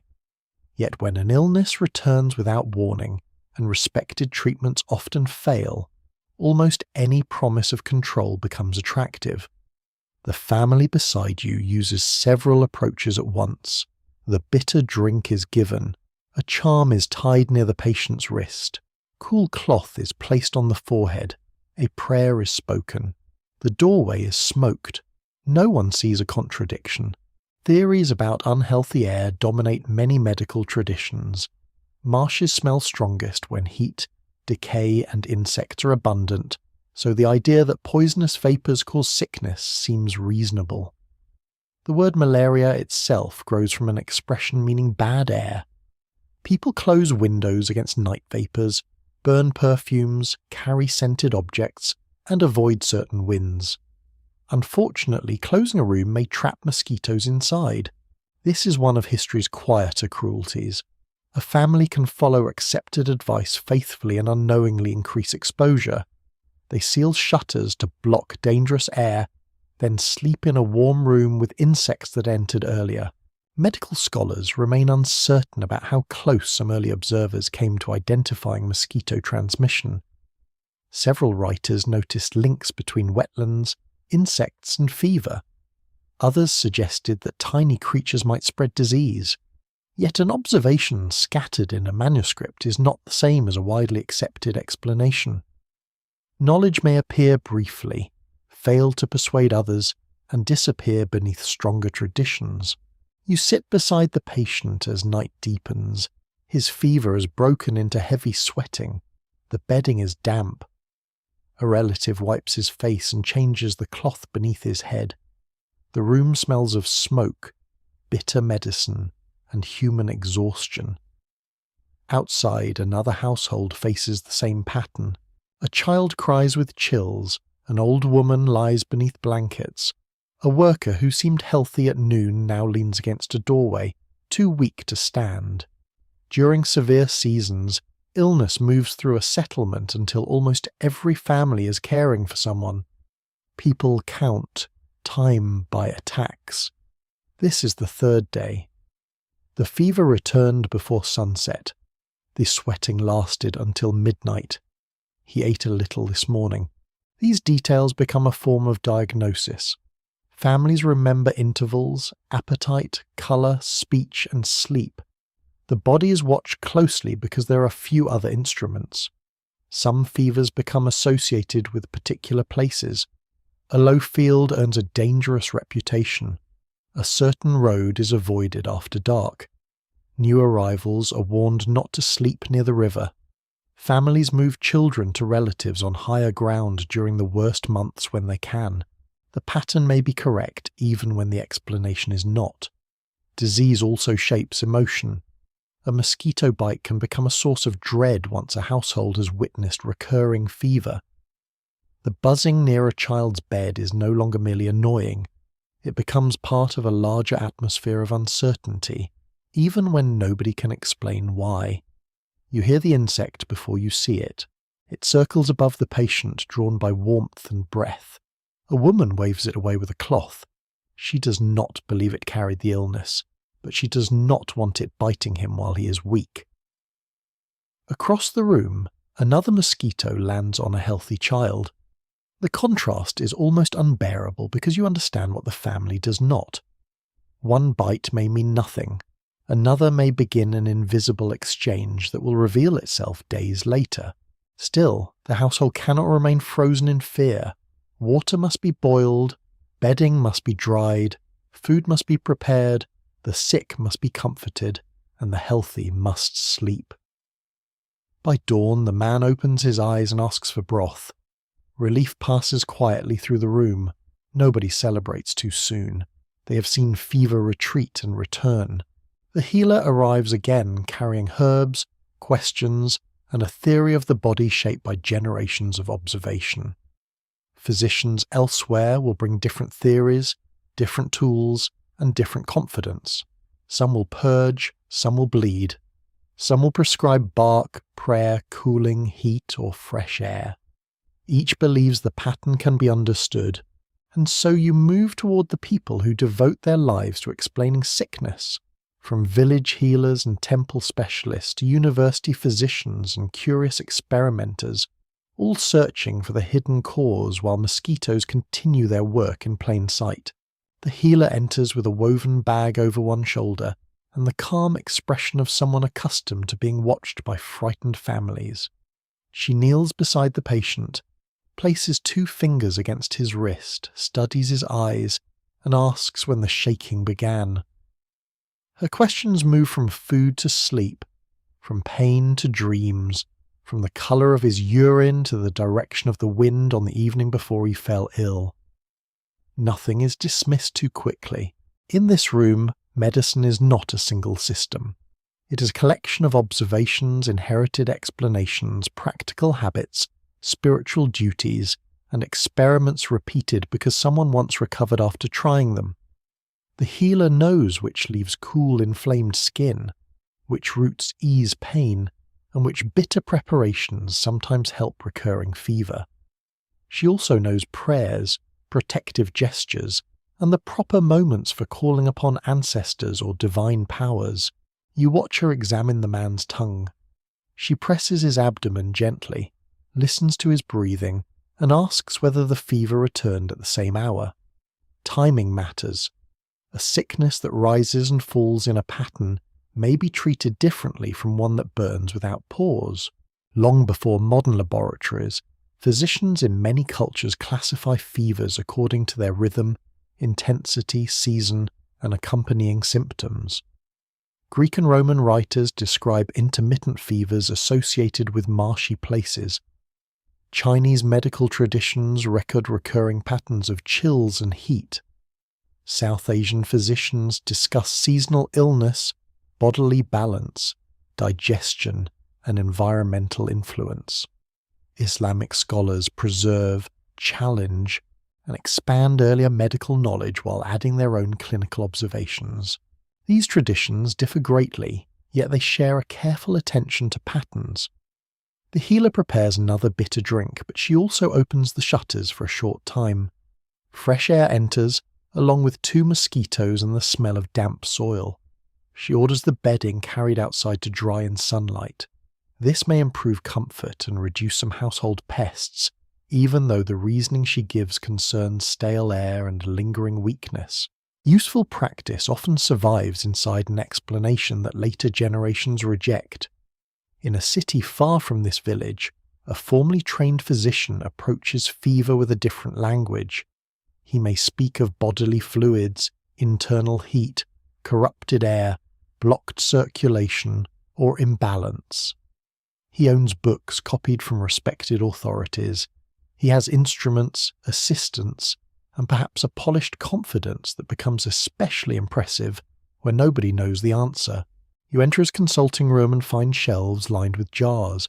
Dried plants hang from beams. A brass basin sits beside folded cloth.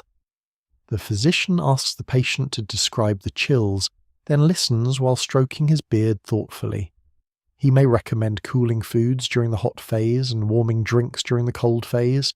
He may prescribe rest, bathing, purging, or bleeding according to his training. Some treatments offer relief. Others weaken a patient already exhausted by fever. Bloodletting becomes common in several medical traditions because illness is understood as an excess, blockage, or imbalance that can be corrected by removing blood. The practice varies in method and frequency. It is not applied blindly by every physician, though later caricatures sometimes make it seem so. Still, a patient with malaria or yellow fever may receive treatment that leaves him weaker and no closer to recovery. A strange remedy preserved in European medical writing advises carrying a spider in a small container as protection against ague, an old term for recurring fever. The creature might be enclosed in a nutshell, cloth pouch, or box and worn against the body. The logic can involve sympathy, symbolism, or the transfer of illness from patient to animal. It is unclear whether the spider finds the arrangement medically persuasive. Elsewhere, healers use amulets inscribed with sacred words. Some time treatments according to stars or phases of the moon. Others fumigate rooms with resin, sulfur, herbs, or fragrant wood. The goal may be to cleanse the air, repel harmful forces, or strengthen the patient's spirit. You begin to see that scent plays an enormous role in old ideas about health. Pleasant smells suggest purity and protection. Rotting odours suggest corruption. Marshes smell unpleasant. Fevers occur near marshes, and therefore foul air seems a convincing culprit. Perfumes, smoke, flowers, vinegar, and incense become defences against invisible danger. Mosquitoes happen to dislike some of the smoke as well, allowing an inaccurate theory to produce occasional practical success. The question of how early healers suspected living carriers remains unresolved among historians of medicine. Certain ancient writers propose that tiny creatures from swamps enter the body. Some communities associate insects with sickness in oral traditions. A few observers notice that nets or elevated sleeping places reduce illness. Yet these ideas do not combine into a stable theory of mosquito transmission. Evidence exists in fragments, and fragments are easy to overlook. You travel next to a temple courtyard where patients sleep beneath covered walkways. Priests offer prayers while attendants provide water, food, bathing, and quiet. The sacred setting may give comfort even when the illness continues. Rest itself is valuable. Clean bedding is valuable. Regular observation is valuable. Spiritual care and physical care are not separate experiences for the people here. A family may consult several specialists in succession. First comes the household elder, then a local herbalist, then a priest, barber surgeon, midwife, travelling doctor or apothecary. The choice depends on money, access, reputation, and desperation. Competition can be fierce. One healer accuses another of using weak herbs. A physician mocks charms while prescribing a purge of questionable benefit. An apothecary praises an imported powder that contains very little of the expensive ingredient named on the label. Medical markets reward confidence. Cinchona bark changes the treatment of recurring malarial fever in important ways after knowledge of it spreads beyond the Andes. European physicians call it by several names and debate how it should be used. Some distrust it because it does not fit established theories. Others embrace it after seeing patients improve. Religious and political rivalries complicate acceptance. A remedy associated with particular missionaries, courts, or foreign powers may be rejected for reasons unrelated to effectiveness. Patients do not encounter medicine as pure science. They encounter it through trade, empire, faith, class, and personal trust. You watch an apothecary weigh powdered bark on a small balance. The quantity is precious. A wealthy patient receives a measured dose. A poorer family buys a cheaper mixture stretched with other substances. The same disease enters both homes, but treatment follows the purse. Experimenters begin comparing observations more carefully. They record weather, location, symptoms, and outcomes. Some notice that troops on higher ground suffer less. Others compare those sleeping under nets with those exposed in open rooms. Ships anchored away from shore sometimes remain healthier than crews sleeping on land. Each clue points toward the mosquito, but no single clue is enough. The obstacle is delay. The bite happens quietly. Fever appears later. A person may have travelled, eaten unfamiliar food, drunk questionable water, slept in rain, or entered a marsh during the intervening days. Human minds prefer causes that stand close to effects.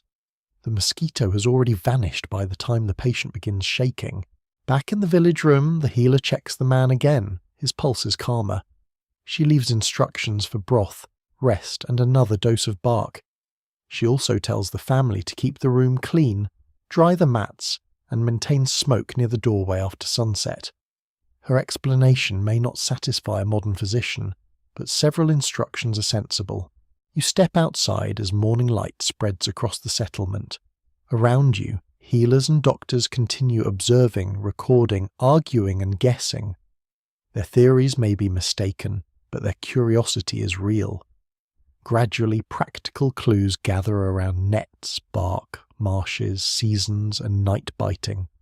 The hidden connection is not yet proven, though suspicion is beginning to settle upon the insect that has hovered beside every bed.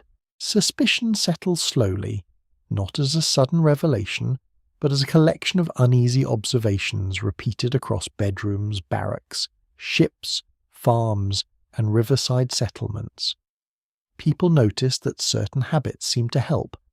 Those who sleep beneath tightly tucked cloth sometimes avoid the worst fevers. Travellers who remain offshore after sunset occasionally fare better than companions who camp beside marshes.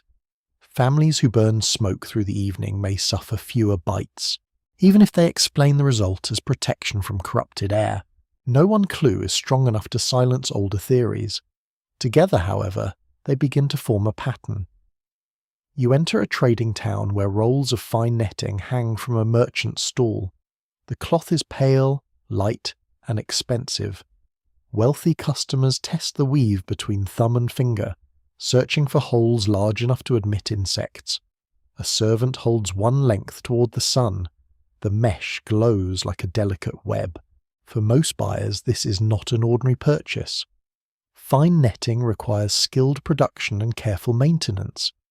A family may save for one canopy and reserve it for infants, sick relatives, or the household member whose income matters most. A damaged section is repaired immediately. No scrap is wasted. By the 18th and 19th centuries, European travellers, soldiers, colonial officials, and merchants increasingly describe mosquito curtains as essential equipment in tropical regions. The practice is much older in several parts of the world, but expanding travel spreads both the object and the written discussion of it. Nets become associated with comfort, status, and survival. You follow a traveller into an inn where he supervises the hanging of his curtain with almost religious seriousness. The bed is moved away from the wall. The cloth is suspended from 4 points. Every edge is tucked beneath the mattress. He checks the folds twice. Then he climbs inside and discovers a mosquito already waiting. There follows a brief, undignified struggle beneath the canopy. The cloth billows, the bed creaks. A hand slaps repeatedly against the mattress. At last the traveller emerges victorious and slightly less composed than before. This small ritual matters because a net works only when used correctly. If the fabric rests against the skin, insects may bite through. If a corner remains open, they enter. If someone rises during the night and fails to tuck the edge again, the barrier is lost. Nets demand discipline from tired people in hot rooms. Their success also creates a puzzle. Why should a curtain reduce fever if fever comes from marsh air? Some physicians answer that the cloth filters harmful vapours. Others say it preserves warmth or prevents sudden chilling. A few begin to wonder whether the insects themselves matter. The same observation can be made to support several theories, especially when nobody can yet see the parasite moving through blood. Meanwhile, another defense travels through medicine chests and military supply chains. Cinchona bark arrives as rough pieces, powder, tincture, or concentrated preparation. Its bitter taste becomes legendary. Patients mix it with wine, water, syrup, or whatever helps them swallow without rebellion. Later, purified quinine offers a more standardized treatment, though its bitterness remains impressively stubborn. The effective use of cinchona against malarial fever becomes one of the most important medical developments of the early modern world. Knowledge of the bark comes from the Andes, where indigenous communities possess long traditions of plant medicine. European networks then carry it through missionary, commercial, and imperial routes. By the 19th century, quinine is closely tied to military expansion and colonial administration in regions where malaria had previously devastated outsiders. You watch a military surgeon measure powder into small paper packets. Each soldier is meant to take a regular dose. Some obey. Others hide it, trade it, or throw it away because the taste is awful and the side effects unpleasant. Ringing in the ears, headaches, nausea, and blurred vision can follow heavy use. Soldiers sometimes call the experience by names derived from cinchona, describing a strange state in which the medicine itself feels like an additional illness. One odd custom is the mixing of quinine with sweetened or flavoured drinks to make it more tolerable. Bitter medicinal mixtures eventually contribute to beverages associated with colonial life, though the pleasant modern versions are far milder than the doses once swallowed under military supervision.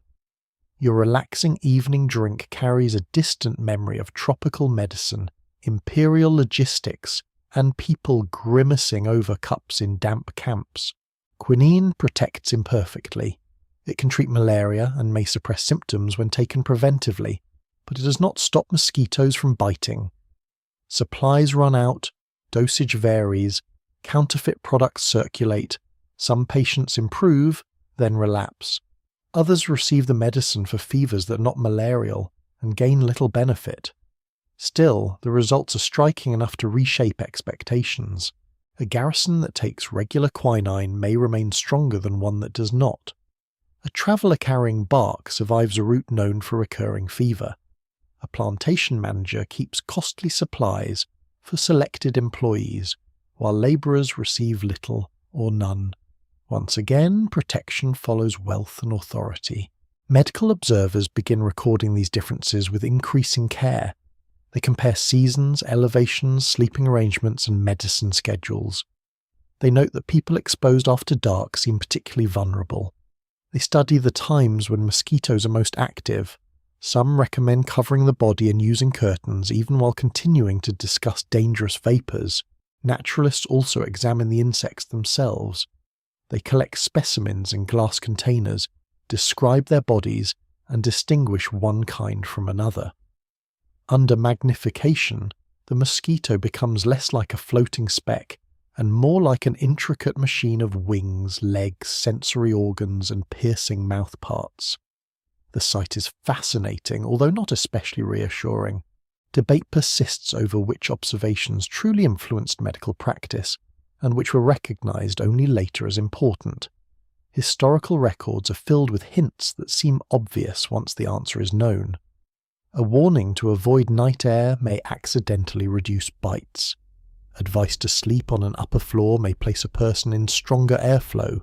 Draining a ditch for cleanliness may remove breeding water. Looking backward, every clue appears to point in one direction. Living through the uncertainty is far less tidy. You join a physician walking through a hospital ward during mosquito season. Nets hang over several beds. Others remain uncovered because supplies are limited. Patients beneath the cloth seem calmer, though heat gathers inside the canopies. Nurses inspect the edges and kill insects trapped against the mesh. The physician notices that fresh cases continue among attendants sleeping without protection. He writes this down. He also notes rain, wind, temperature, nearby drainage, and the smell from the marsh. He is not ready to abandon older ideas, but his notebook has begun to crowd them. Elsewhere, engineers drain standing water around forts and towns. Their stated goals include reducing foul smells, reclaiming land, improving roads, and preventing fever. Mosquito numbers often fall as a result. The success strengthens both the old theory and the emerging one, because cleaner air and fewer insects arrive together. This overlap delays certainty. At dusk, you return to the room where the fine net has been hung. A small bottle of quinine mixture stands beside the bed. Smoke rises from a burner near the shutter. The traveller wears long sleeves despite the heat. He has assembled several defences without fully understanding how they relate. That is often how practical knowledge grows. People do not wait for perfect explanations. They combine whatever seems to work. Outside the curtain, mosquitoes collect against the mesh. Their bodies appear as tiny shadows in lamplight. The traveller studies them with new unease. Perhaps they are more than a nuisance. Perhaps the timing of their bites and the timing of fever are connected. Perhaps the marsh is dangerous not because it breathes poison, but because it breeds something alive. The question now moves from bedside suspicion toward experiment. Soon investigators will watch mosquitoes feed, examine blood, trace parasites through bodies, and expose volunteers under conditions that would make a modern ethics committee quietly leave the room. The invisible chain is about to become visible, and the old nighttime whine will acquire an entirely new meaning. The question moves into laboratories, hospital wards, military camps, and rooms where investigators lean over microscopes for hours at a time. Mosquitoes are captured in jars. Blood is placed beneath glass. Notes are compared across continents. What once seemed like an ordinary irritation begins to look like the missing link between landscape, insect, and fever. You stand beside a physician examining a stained blood sample. The room is warm, and the microscope is awkward by modern standards, but the view beneath the lens is astonishing. Inside red blood cells, tiny forms appear that do not belong there. They change shape as the infection develops, offering visible evidence that malarial fever is caused by a living parasite rather than by bad air alone. In 1880, the French military doctor Alphonse Laveran identifies malaria parasites in the blood of patients in Algeria. His discovery provides a crucial foundation. The disease now has a detectable organism, though the method by which it travels from person to person remains uncertain. You can almost feel the old theory of poisonous marsh vapour beginning to wobble. A parasite must move somehow. It might pass through water, food, air, soil, or direct contact. Mosquitoes are suspicious because they are abundant where malaria thrives and because they feed on blood, but suspicion is not proof. Science requires a chain of evidence strong enough to survive criticism, rivalry, and the very human desire to be the person who was right first. Naturalists already know that mosquitoes develop from aquatic larvae. They also know that only certain individuals bite, though the importance of sex and species is still being clarified. Female mosquitoes take blood meals to support egg production. Males generally feed on plant sugars, meaning the gentleman mosquito is innocent of biting, although perhaps slightly smug about it. Investigators must distinguish one mosquito from another. This is harder than it sounds. To an exhausted sleeper, every mosquito belongs to the same species, namely the one currently near the ear. Under careful examination, however, differences appear in posture, markings, mouth parts, and behaviour, and the British physician Patrick Manson demonstrates in the late 19th century that mosquitoes can transmit filarial worms between hosts. This does not prove that they carry malaria, but it shows that a blood-feeding insect can serve as part of a parasite's life cycle. The idea suddenly becomes far more plausible. You enter Manson's world of evening observations, captured insects, and painstaking dissections. His work encourages others to search for malaria parasites inside mosquitoes. Among them is Ronald Ross, a British military surgeon working in India. Ross spends long, frustrating periods examining mosquito tissues. Progress is slow, specimens are delicate, microscopes are limited, instructions arrive through letters. Mosquitoes must be collected, fed, kept alive and dissected at the correct stage. A single damaged insect can erase hours of work. The laboratory does not resemble a polished modern research centre.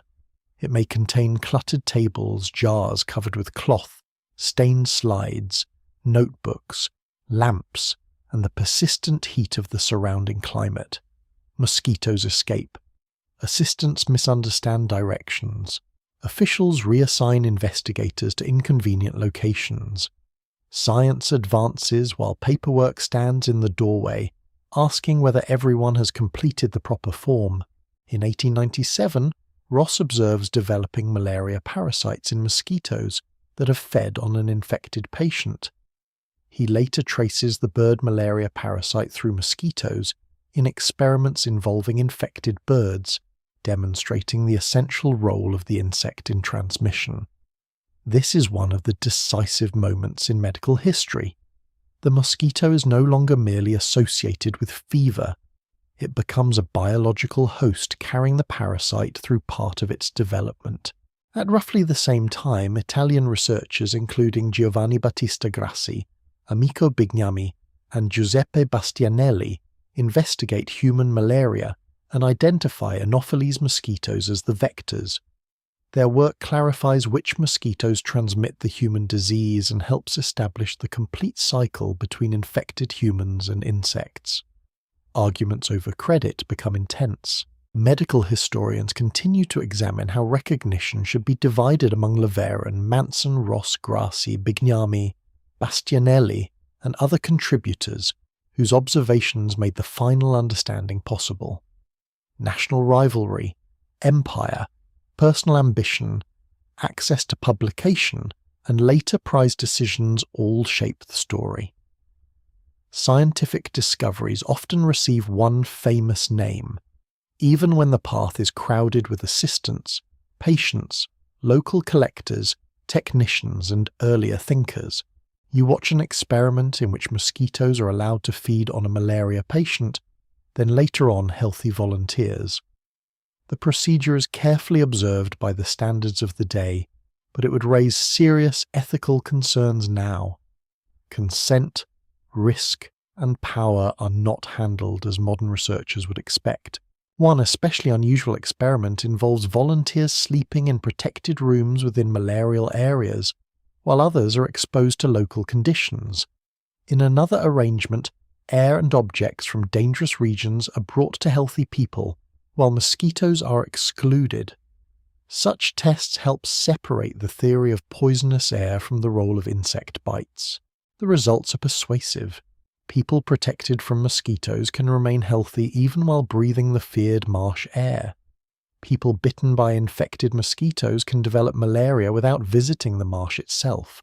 The old explanation does not vanish overnight. Established ideas rarely pack their belongings so politely. Some physicians resist, others accept mosquito transmission, while still believing that climate, air, fatigue, or soil influence susceptibility. In a limited sense, environmental conditions do matter because they shape mosquito populations, human exposure, and health. But the insect now occupies the center of the chain. Yellow fever presents another challenge. The disease has devastated cities, ports, armies, and ships for centuries. Its outbreaks arrive with terror, especially in warm coastal regions. By the late 19th century, the Cuban physician Carlos Finley proposes that mosquitoes transmit yellow fever. His theory receives limited acceptance at first. Later, the United States Army Yellow Fever Commission, led by Walter Reed and building upon Finley's work, conducts experiments in Cuba around 1900. Volunteers are exposed either to mosquitoes or to contaminated clothing and bedding from yellow fever patients. The results support mosquito transmission and reject the popular belief that infected fabrics are the principal cause. A curious detail from these experiments is that volunteers sometimes receive financial payment, with additional compensation if they become ill.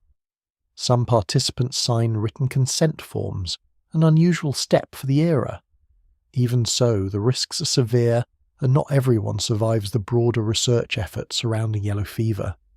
You can admire the courage involved while still feeling uneasy about the circumstances. The discoveries transform public health. If mosquitoes carry disease, then prevention can target the insect. Nets are no longer merely comforts. Screens become medical barriers. Drainage becomes a weapon.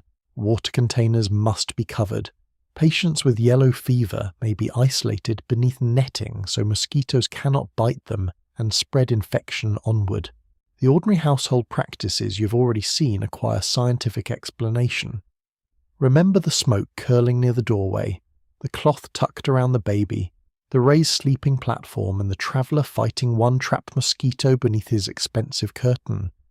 Their protection was imperfect, but the principle was sound. Knowledge also changes fear. A marsh is not dangerous because the air itself is cursed. Night is not poisonous simply because darkness has fallen. The threat has wings, a life cycle, preferred habitats, and predictable behaviour. That makes it more understandable, though not necessarily easier to control. You leave the laboratory and step into a city preparing for a new kind of campaign.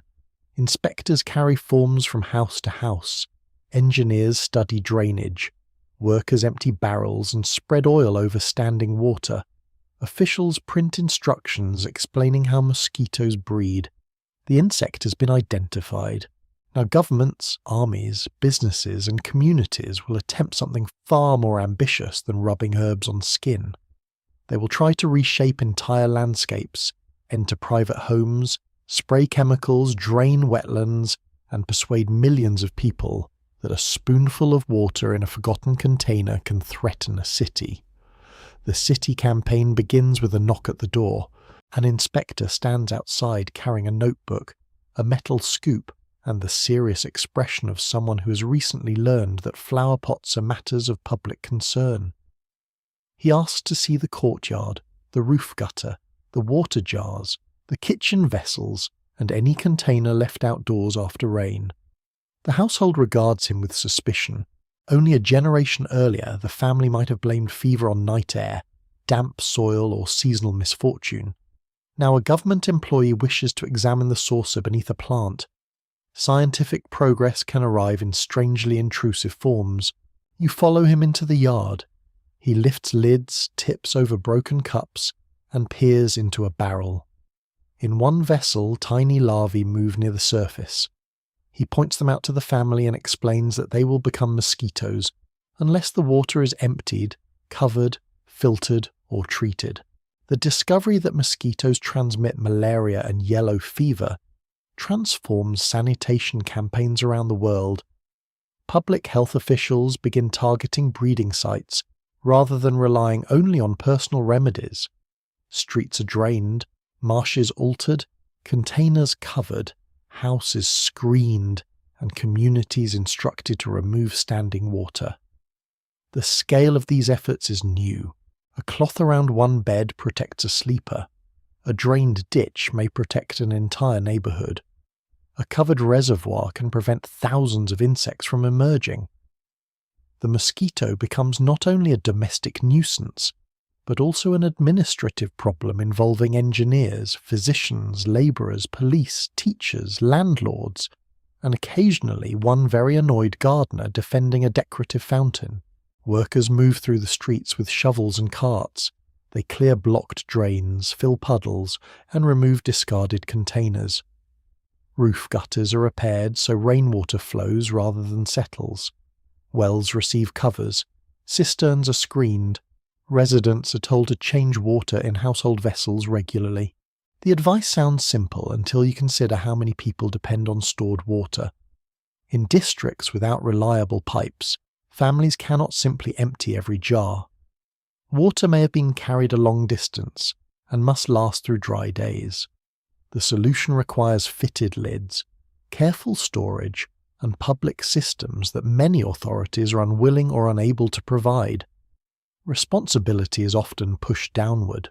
Officials blame householders for breeding mosquitoes while ignoring broken drains, overcrowded housing, poor waste collection, and neglected canals. A family may be fined for one uncovered bucket while a commercial yard nearby contains dozens of flooded barrels. The campaigns therefore reveal both the power and the limits of public health. In Havana, efforts led by William Gorgas after the yellow fever discoveries focus on controlling Aedes mosquitoes through screening, fumigation, and removal of breeding water. Similar methods later contribute to disease control during construction of the Panama Canal, where malaria and yellow fever had previously devastated workers. You walk through a canal settlement where teams cut vegetation, drain pools, screen buildings, and treat water surfaces.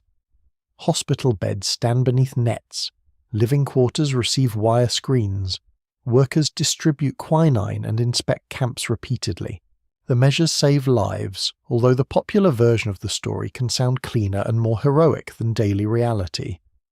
Thousands of labourers still face harsh conditions, accidents, unequal medical care, and exhausting work. Mosquito control reduces one group of dangers without making the project humane in every respect. Historical researchers continue to reassess how much success should be credited to famous administrators and how much depended upon local workers, nurses, engineers, Caribbean physicians, sanitation crews, and earlier discoveries. Large campaigns rarely succeed because one celebrated man gives an order. They succeed because many people lift lids, dig channels, repair screens, carry medicine, and repeat dull tasks for months. Dull tasks are often history's quiet heroes. Fumigation becomes another favoured method. Teams seal rooms and burn substances intended to kill adult mosquitoes. Sulfur compounds, pyrethrum, and other agents fill enclosed spaces with irritating fumes. Residents wait outside while smoke enters cracks, curtains, furniture, and roof spaces. One peculiar feature of some campaigns is the Mosquito Brigade, a group of inspectors trained to hunt larvae house by house. Their work resembles detective activity on a very small scale.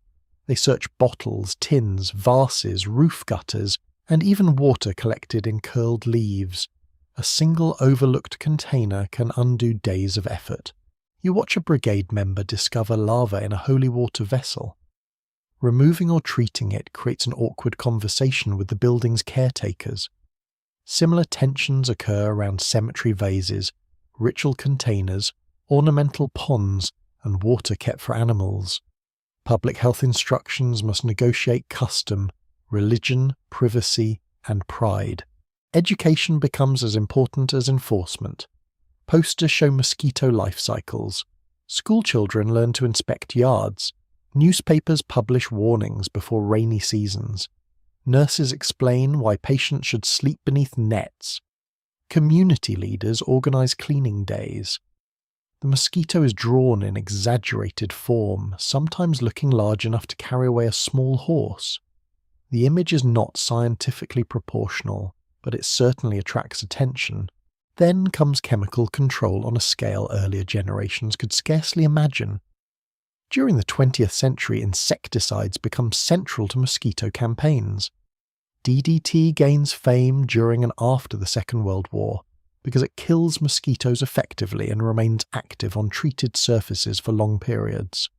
Indoor spraying contributes to major reductions in malaria transmission in many regions. You enter a village where spray teams coat interior walls, furniture is moved, food is covered, children watch from the doorway. The chemical smell lingers after the workers leave. Mosquitoes landing on treated surfaces may die before transmitting disease. For communities accustomed to smoke, oil, and constant biting, the effect can feel miraculous. Yet miracles often carry invoices that arrive later. Insects develop resistance. Environmental damage becomes increasingly clear. DDT accumulates in ecosystems and harms wildlife, leading many countries to restrict or ban broad agricultural use.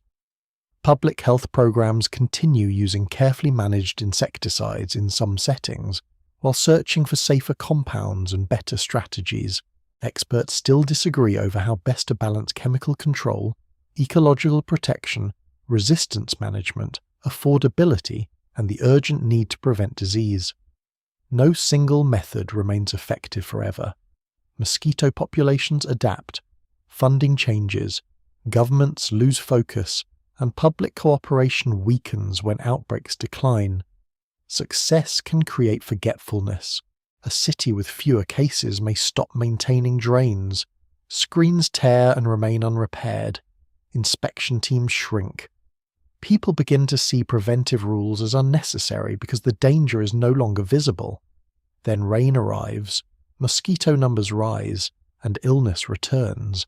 Campaigns also attempt to reshape entire landscapes.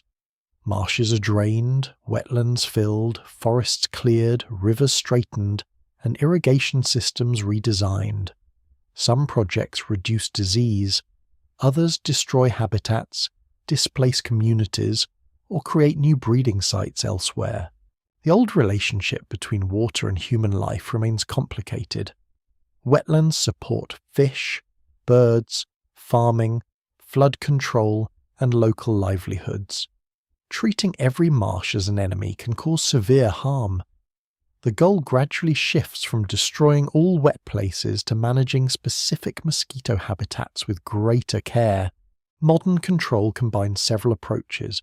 Nets treated with insecticide protect sleepers. Screens reduce entry into homes. Larval habitats are removed or treated. Medicines prevent and cure infection. Surveillance teams track cases. Researchers study mosquito behavior and resistance. The household remains central. You return to the family whose courtyard was inspected. The water barrel now has a fitted cover. Broken pots have been removed. A child checks the plant sources after rain. The windows carry mesh. A treated net hangs above the sleeping mat. These defences are more effective than the smoke and mud of earlier centuries, though they descend from the same patient effort to create distance between skin and wings. Dusk settles once more. The family eats indoors while a fan turns slowly above them. Outside, a municipal drain carries water away from the lane. A few mosquitoes still gather near the doorway. They have not vanished. They have become fewer, watched more carefully, and understood in ways their ancestors could not imagine. You hear one faint whine beyond the screen. It circles, pauses, and disappears into the dark. The sound carries you back through every house, field, ship, marsh, barracks, market, and bedside you have visited. Tomorrow you will consider what truly changed and what remained stubbornly familiar as the long history of human sleep and mosquito hunger moves toward its quiet conclusion. The last whine beyond the window is so faint that you wonder whether you truly hear it or simply remember it. The sound seems to contain every evening you have crossed, from the first smoky doorway beside the floodplain to this screened room where the family now settles beneath a turning fan. Outside, the modern town is quieter than the old settlement, though not silent. Water passes through covered drains. Electric lights glow above streets where vendors still sell food after sunset. Motorbikes replace carts, but people continue brushing at their ankles while talking. A child complains about an itchy arm. A parent checks the edge of a bed net. Somewhere, a neighbour tips rainwater from a flower pot. The materials have changed. The gestures have not. You stand beside the window and look through fine mesh at the humid evening. Mosquitoes hover near a lamp searching for a path inside.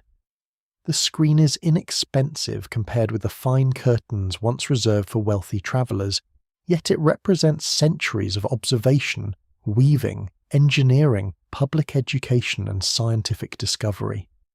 It also represents something much older than science. Long before anyone saw a malaria parasite beneath the glass, families noticed that cloth helped. They noticed that smoke discouraged biting, that moving air offered relief, and that wet seasons brought greater swarms. Their explanations were often incomplete, but their attention was sharp. Human beings rarely wait for full understanding before trying to protect one another. You remember the mother holding still while a mosquito landed on her wrist because brushing it away might wake the baby. You remember workers bending in flooded fields, soldiers standing watch beside marshes, sailors arguing over smoke below deck, and market sellers arranging fires beneath their tables. Each person faced the same insect, but not the same risk.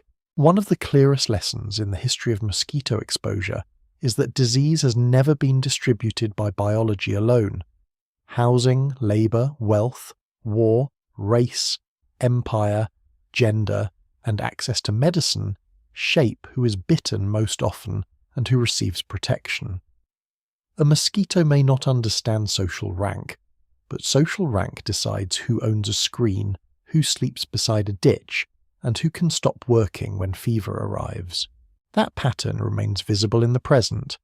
Some homes have sealed windows, reliable water pipes, air conditioning, and easy access to treatment.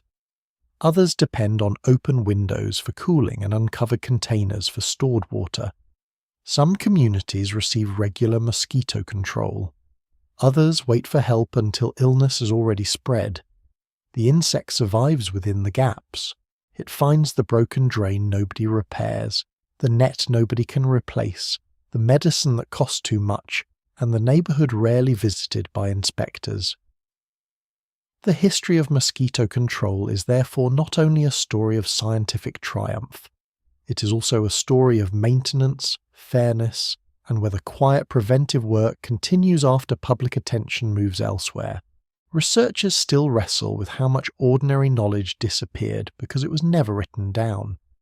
The official record preserves famous physicians, military officers, and public health administrators.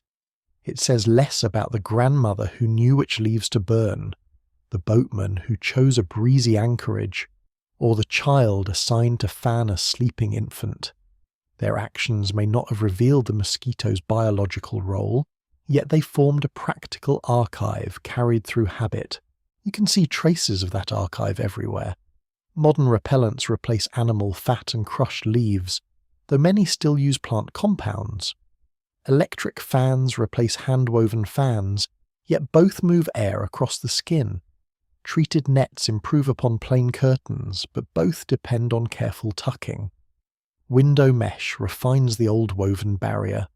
Covered water tanks continue the simple household practice of placing a lid over a jar. Even the familiar act of slapping your arm connects you to people who lived thousands of years before you. A particularly odd modern echo appears in the popularity of mosquito sounds as novelty ringtones and electronic deterrent claims. Devices have been sold with promises that high-pitched tones will drive mosquitoes away, despite weak evidence for many such products. Humanity has developed microscopes, genetics, satellites, and advanced medicine, yet remains emotionally prepared to purchase a box that makes an irritating noise in order to defeat another irritating noise. Perhaps the crocodile dung sunscreen should not surprise you after all. The most important scientific discoveries transformed the meaning of the bite. Once malaria parasites were seen in blood and mosquito transmission was demonstrated, public health could interrupt the cycle deliberately. Yellow fever control proved that cities and work camps did not have to accept devastating outbreaks as unavoidable features of climate. These successes changed global history. Armies remained stronger, ports became safer, construction projects continued, childhood deaths declined in many places. Communities once haunted by seasonal fever experienced years of relative calm. Yet mosquitoes never truly surrendered. They adapt to insecticides, they exploit urban growth, they breed in discarded plastic, blocked gutters, water tanks, tires, and tiny containers older societies never possessed. Some species thrive near human homes. Climate, migration, land use, and changing rainfall patterns alter where they can survive. Public health specialists continue to discuss how future control should combine medicine, environmental management, improved housing, vaccination, biological methods, genetic technologies, and community participation. The goal is not simply to kill every mosquito. Most mosquito species do not transmit human disease, and they belong to ecosystems where they serve as food, pollinators, and participants in complex relationships. The true target is transmission. That distinction matters. The ancient response was immediate and personal. Stop this insect from biting you tonight. The modern response can be larger. Reduce contact between infectious humans and capable mosquitoes. Treat patients quickly. Protect beds. Monitor outbreaks. Manage breeding sites. Design homes and water systems that do not create unnecessary risk. Still, the plan eventually returns to the bedside. A child lies beneath a net. A caregiver checks for gaps. A window is closed at the right hour. A container is covered. A fever is recognized and treated. History becomes intimate again. You move away from the window and sit in the dim room. The fan turns with a soft mechanical sigh. The family has finished its evening tasks. Their water is stored beneath lids. The baby sleeps without smoke filling the roof.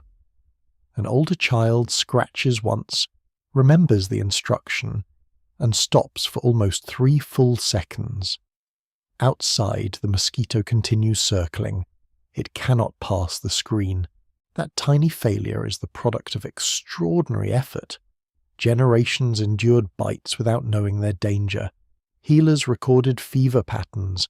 Naturalists studied insects. Patients offered blood samples. Volunteers accepted frightening risks. Sanitation workers entered courtyards.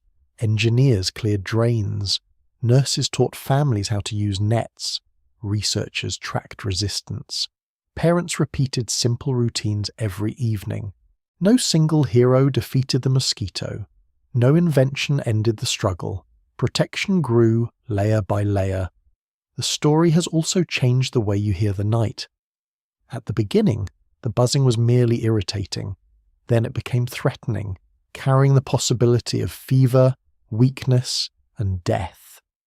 Now it sounds like something else as well. It sounds like a reminder of human persistence. People build walls. They weave cloth. They share remedies. They observe patterns. They revise old explanations, sometimes reluctantly. They care for the sick and guard the sleeping. They do all this while tired, overheated, underfunded, and frequently bitten. The mosquito remains one of history's smallest forces, yet it has redirected armies, altered settlement patterns, shaped architecture, influenced clothing, and changed the daily rhythm of millions of lives. It has entered bedrooms, palaces, barracks, cabins, hospitals, and huts without invitation, and still, people continue finding ways to close the gap. The lamp outside flickers. The insect disappears from view, perhaps carried away by a breeze, perhaps resting on the wall, perhaps simply searching another window. You do not follow it. Instead, you let the town settle. The streets grow emptier. Voices fade behind doors.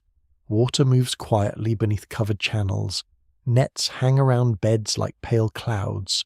Screens hold their places in wooden frames. Somewhere in the distance, frogs begin the same evening chorus their ancestors offered beside ancient marshes. You breathe slowly. You're not standing in a flooded field. You're not keeping watch beside a military camp. You're not wrapped in oily cloth beneath a smoky roof. The night around you is gentle now. The old irritations retreat into history, becoming softer with distance. The mud dries and falls away. The smoke thins. The crowded market closes. The ship reaches harbour. The soldier leaves the marsh. The worker steps from the flooded rows and walks home beneath a cooling sky. Every doorway you passed grows quiet. Every lamp lowers. Every worried caregiver rests a hand beside a sleeping child and feels the calm rise and fall of breathing. The great rivers continue flowing through darkness, carrying moonlight rather than fear. Reeds bend in the breeze. Boats drift near silent banks. Far above the wetlands, stars appear one by one, steady and cool. You can let the buzzing fade now. Let it become smaller. Let it move beyond the wall, beyond the lane, beyond the distant edge of the water. The screen remains secure. The cloth is tucked. The room is calm. Your breathing slows with the turning fan, each breath softer than the one before it. The long history of restless nights settles behind you, no longer pressing close, no longer asking you to swat, scratch, watch, or worry. You have travelled through heat and smoke, through marshes and markets, through fever wards and laboratories, and you have returned to a quiet bed. Nothing more is required. The household sleeps, the town sleeps, even the river seems to pause beneath the moon, and somewhere beyond the window the last mosquito circles once in the darkness, finds no entrance and drift away. Sweet dreams.